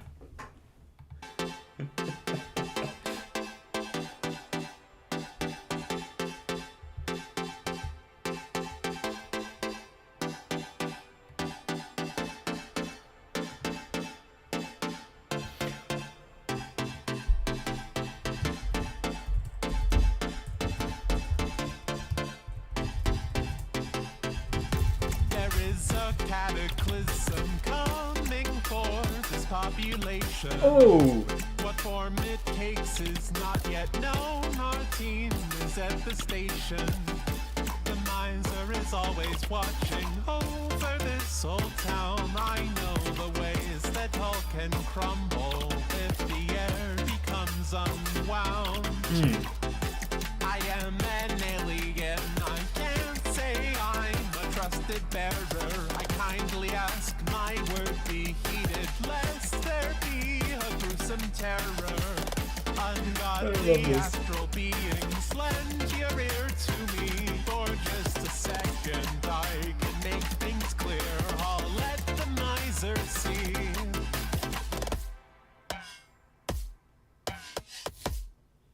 Ooh.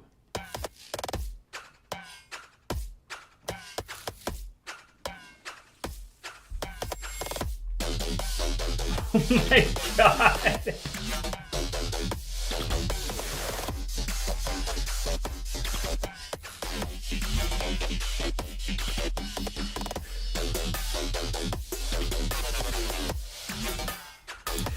Call 911! Oh my god!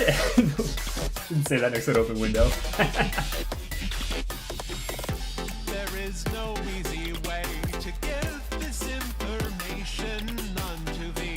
I pray I do not sound too brash or too conspicuous indeed. The end is coming if I dare come off cliche. I dare say image won't concern me when we make it through today. I am an alien, I can't say I'm a trusted bearer. I humbly ask my word be heeded, lest there be a gruesome terror. The Council of Common People sends their very best regards, and in the end I know at least we're all still who we are.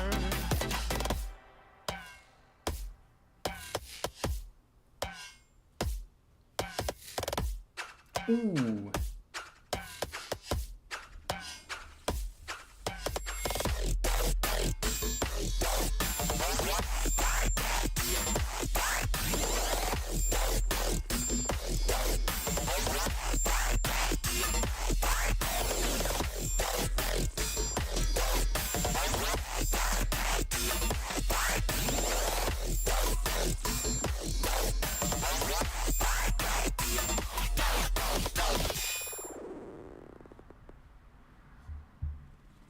Ooh.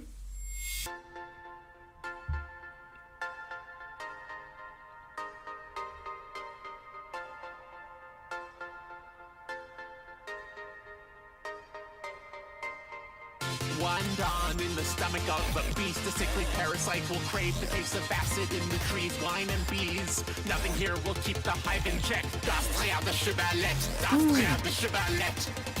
One dawn with a trepidatious spark, a need to turn the end upon us will behest the oligarchs. All the stars burn the oceans up, the dreams we haven't met. Das Frère de Chevalette, das Frère de Chevalette. One dawn in the stomach of a beast, a sickly parasite will crave the taste of acid in the trees, wine and bees. Nothing here will keep the hive in check. Das Frère de Chevalette, das Frère de Chevalette. One dawn with a trepidatious spark, a need to turn the end upon us will behest the oligarchs. All the stars burn the oceans up, the dreams we haven't met. Das Frère de Chevalette, das Frère de Chevalette.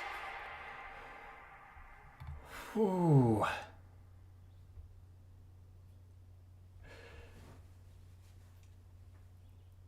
That was such an amazing ending. Oh my god. What a crazy song. Like the dubstep influences, like so cool. And I love the way that they introduced it. Like there's the first drop, which is just like you get floored with the existence of it even having like dubstep influences. And then the second time that it comes around, you're expecting it, but like you're saying, it's like a different drop. It's more of something that's like, you know, you get into it. It goes with the song better with like its vibe and attitude. It's less of like whiplash and more like it's becoming integrated with the song. And then that last 60 seconds where everything actually comes together, it's like it becomes that like bubblegum pop song with dubstep fully formed between the two. It's like you're seeing these two worlds collide in real time, you know? So cool. And I love the album art too. It's so like unsettling, jarring, and like uncanny valley. It's like freaking like AI eat your heart out, you know what I mean? Like, oh my god. Great track. Really, really cool. All right, next up we have just a surprising familiar face here with Tricot. Um, Absolutely love this band. I think I got turned on to them by Fantano like 6 years ago. I think he did like a review of one of their albums, and I've been obsessed with them ever since. I think I listened to them like they came on my liked playlist for the first time in years, like last week. So just one of those weird coincidences where through toe, yeah, I think that's right too. Oh my god, yeah, big fan of these guys. But I don't think I've heard this song before, so I'm really looking forward to it.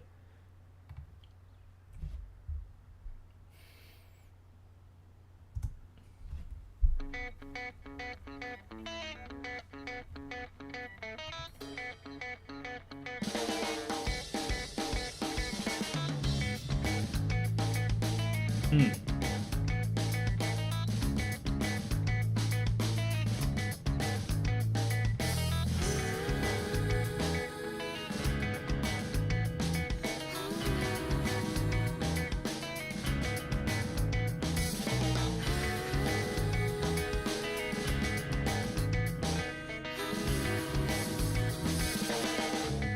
Oh, spoilers. Ooh.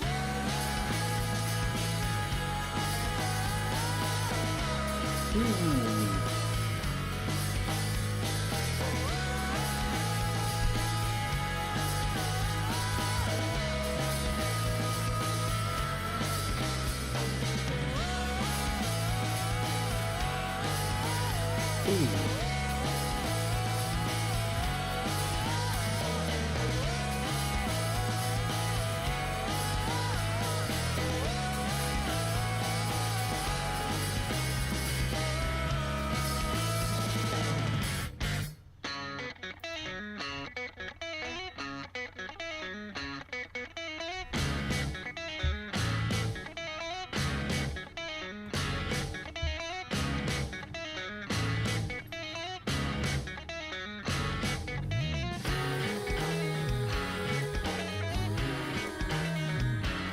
Ooh.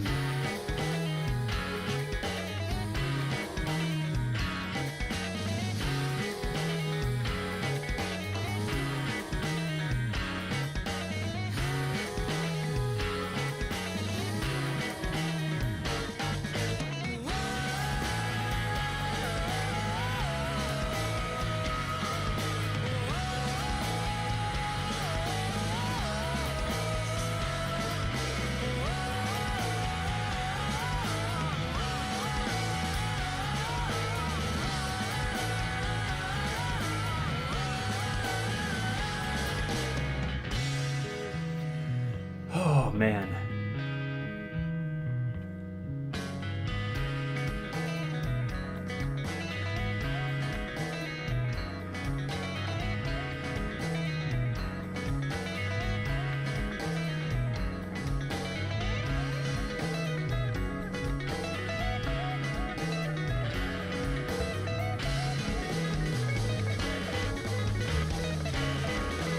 Oh, dude.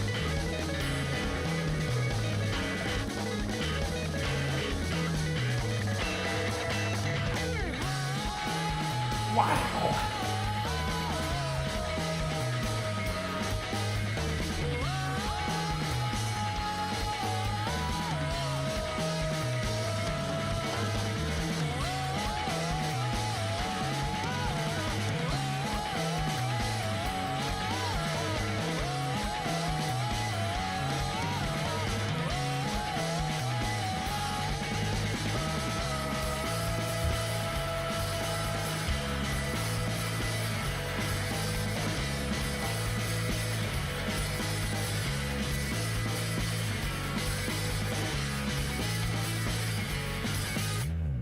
Dude.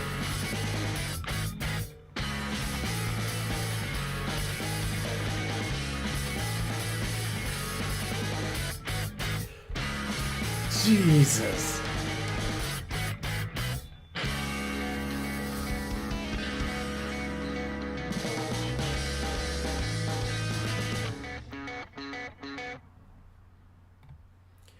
Yes, the stops are incredible. Just showing off a tour de force on how in sync they are as a band and how much they've rehearsed and perfected their craft to be able to just throw in stops like that, like it feels like out of nowhere, but just to show how much, like, through all the chaos that they were creating through that like tightly wound knot of instrumentation, and drumming, guitars, just to be able to everybody stop on a dime and keep going. Wow, mind blowing. The talent on display there is so good. I love how, yeah, they have that math rock sound, but those guitars are also like sort of like Midwest emo feeling, those noodling, sort of aimless guitars.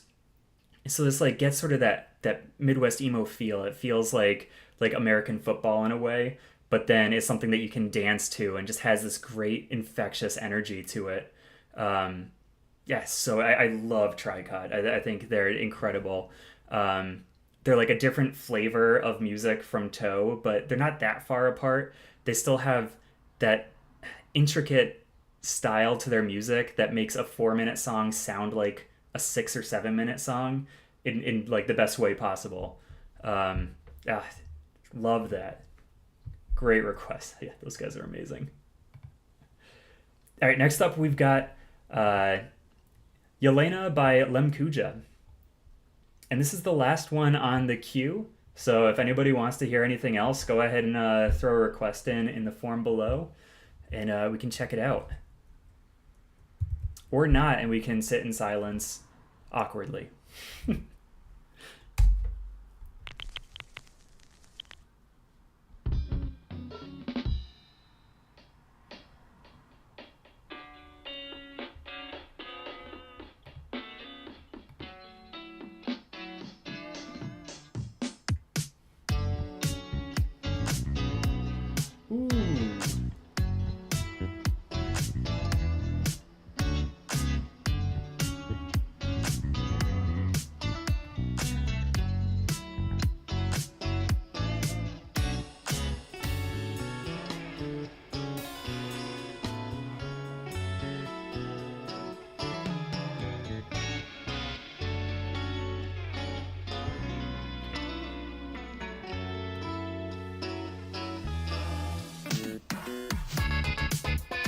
Okay.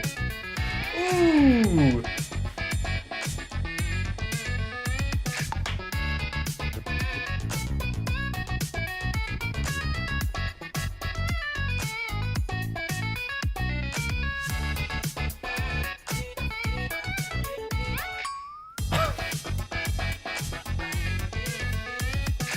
I have no idea.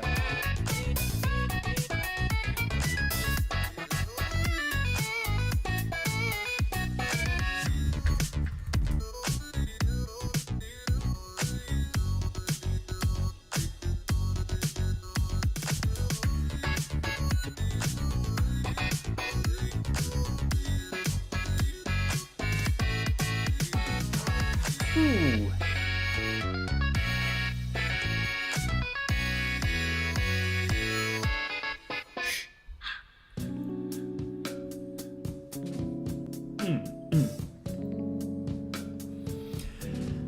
Oh man, this is incredible.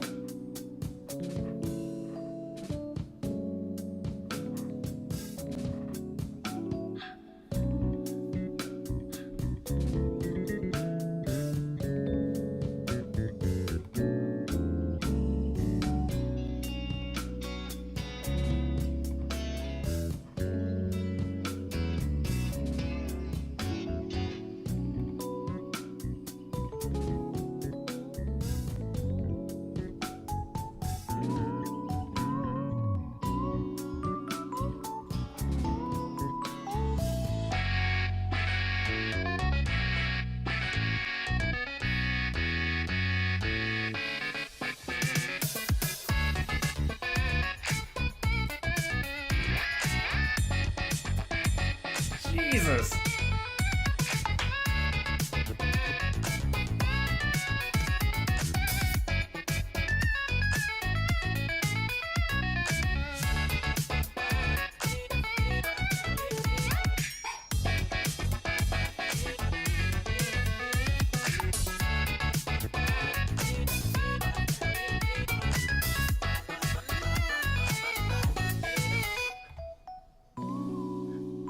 Oh yeah, nice and smooth.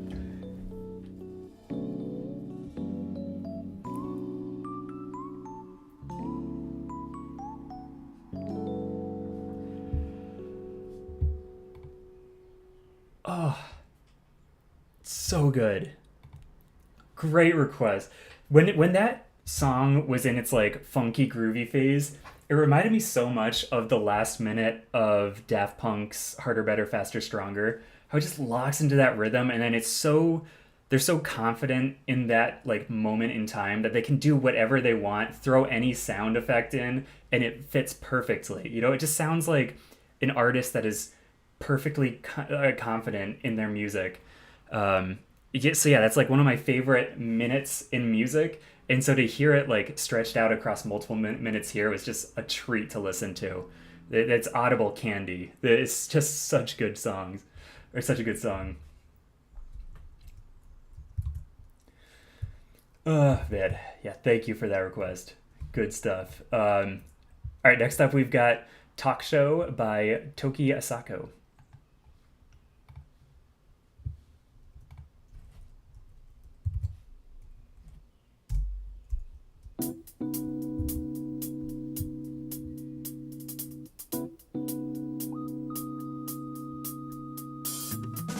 Sick. Awesome. Thank you for the info.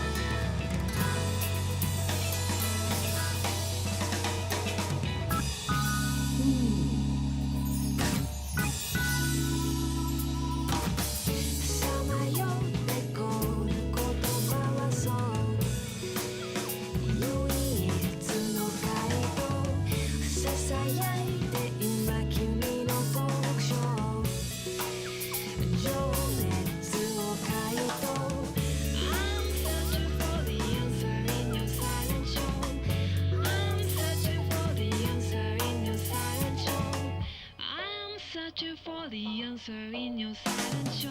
さまよってこる言葉はそう唯一の回答ささやいて今君のトークショー情熱の回答 Searching for the answer in your silent show. I'm searching for the answer in your silent show. I'm searching for.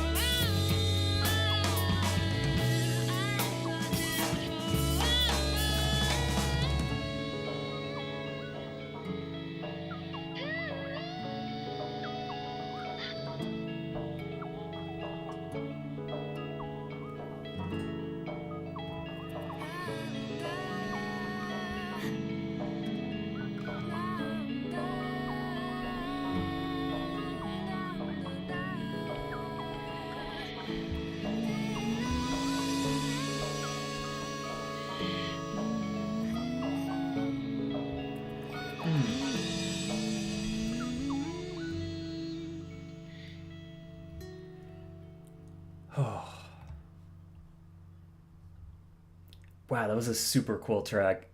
Yeah, thank you for sending that one in. I mean, I love Toe, and when like you said that there were members in here, and just looking at the album art, I was sort of intrigued because I don't think of Toe as like a dark band or like a band that like exists in darker sounds, but so I at first thought like when I saw this combination, I thought it was just sort of going to be like Toe with a female vocalist, instead of I think they already have a female vocalist, but I wasn't sure where the difference was going to be, but this definitely feels like Toe in a much poppier side than their usual music. So it's really interesting hearing that different sort of brand of their sound, or like a different like flavor. So yeah, it's super cool. All right, next up, and I think this is going to close us out because it's 4 o'clock. I've been at this for 5 hours now.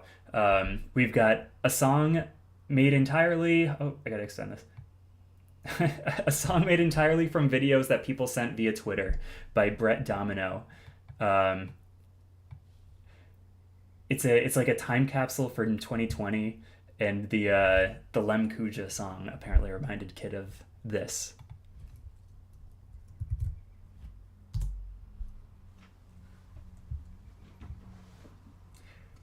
I feel like this is going to be a wild concept here.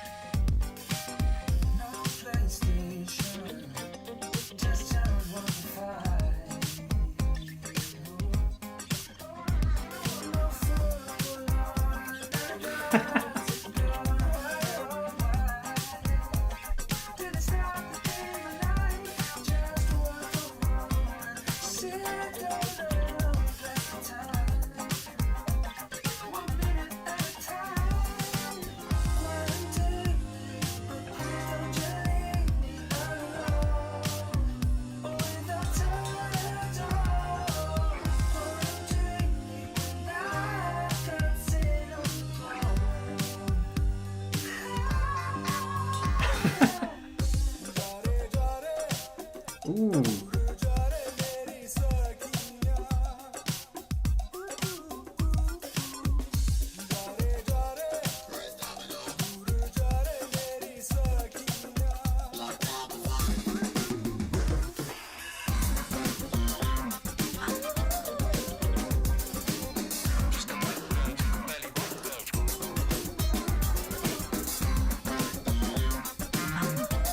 This is sick.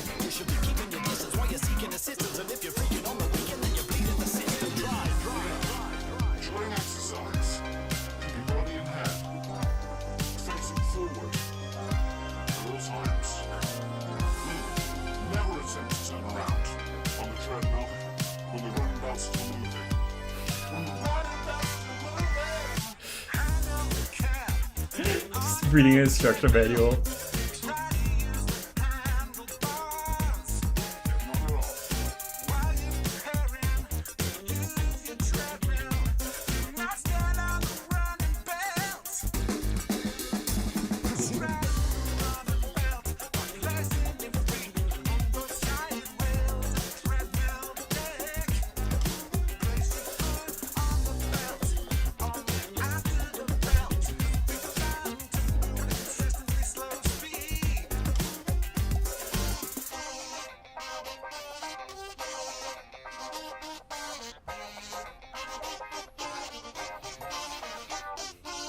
Well, I am the master of the plan. No camming out here, not cancel, not staying stuck in my house. I got 2 mouse, made friends with a small woodlouse named Klaus.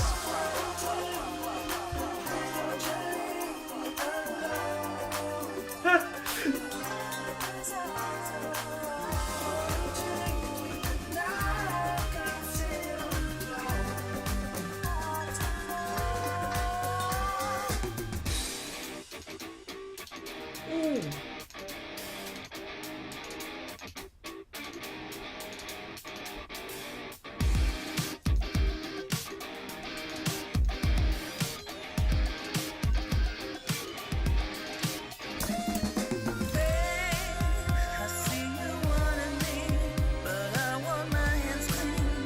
Just back up 60. Oh, babe, I know you're right for me, but not right now, you see. Just keep your social distance.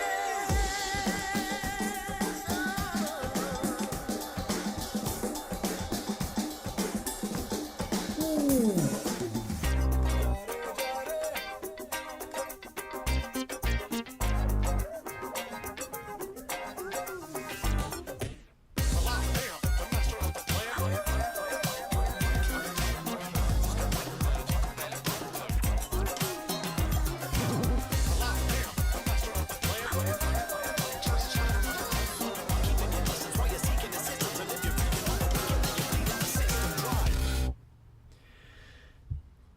So good.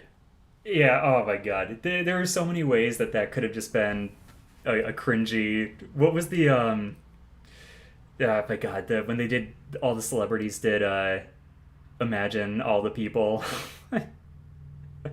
Like, this could have been that so easily, but wow, like, I love the variety of sounds and influences that were in there. Wasn't like over the top, like you're getting whiplash from everything. It all had a really good through line and fit so well together, but it also had enough variety to really be like, to feel like a quirky project. Like, definitely had its quirk on, but like not in a unlistenable or like less than enjoyable way. So yeah, really well, like, struck a really great balance there. And yeah, you definitely had that similar. I could see how you connected the two songs. The ending had that like last minute of harder, better, faster, stronger, where everything came together and like had this like really great groove to it. Oh, good stuff. And I think a fitting way to close the stream out. Let's set it on a high note there.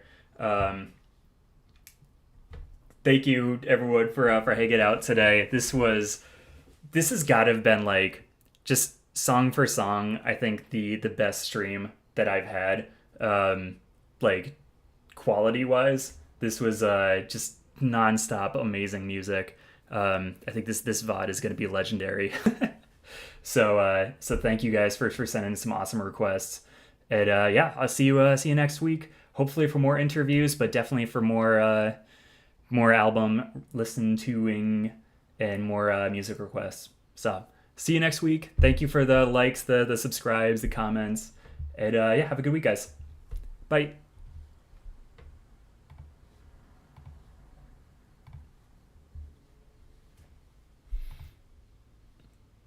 It's not BRB this time though.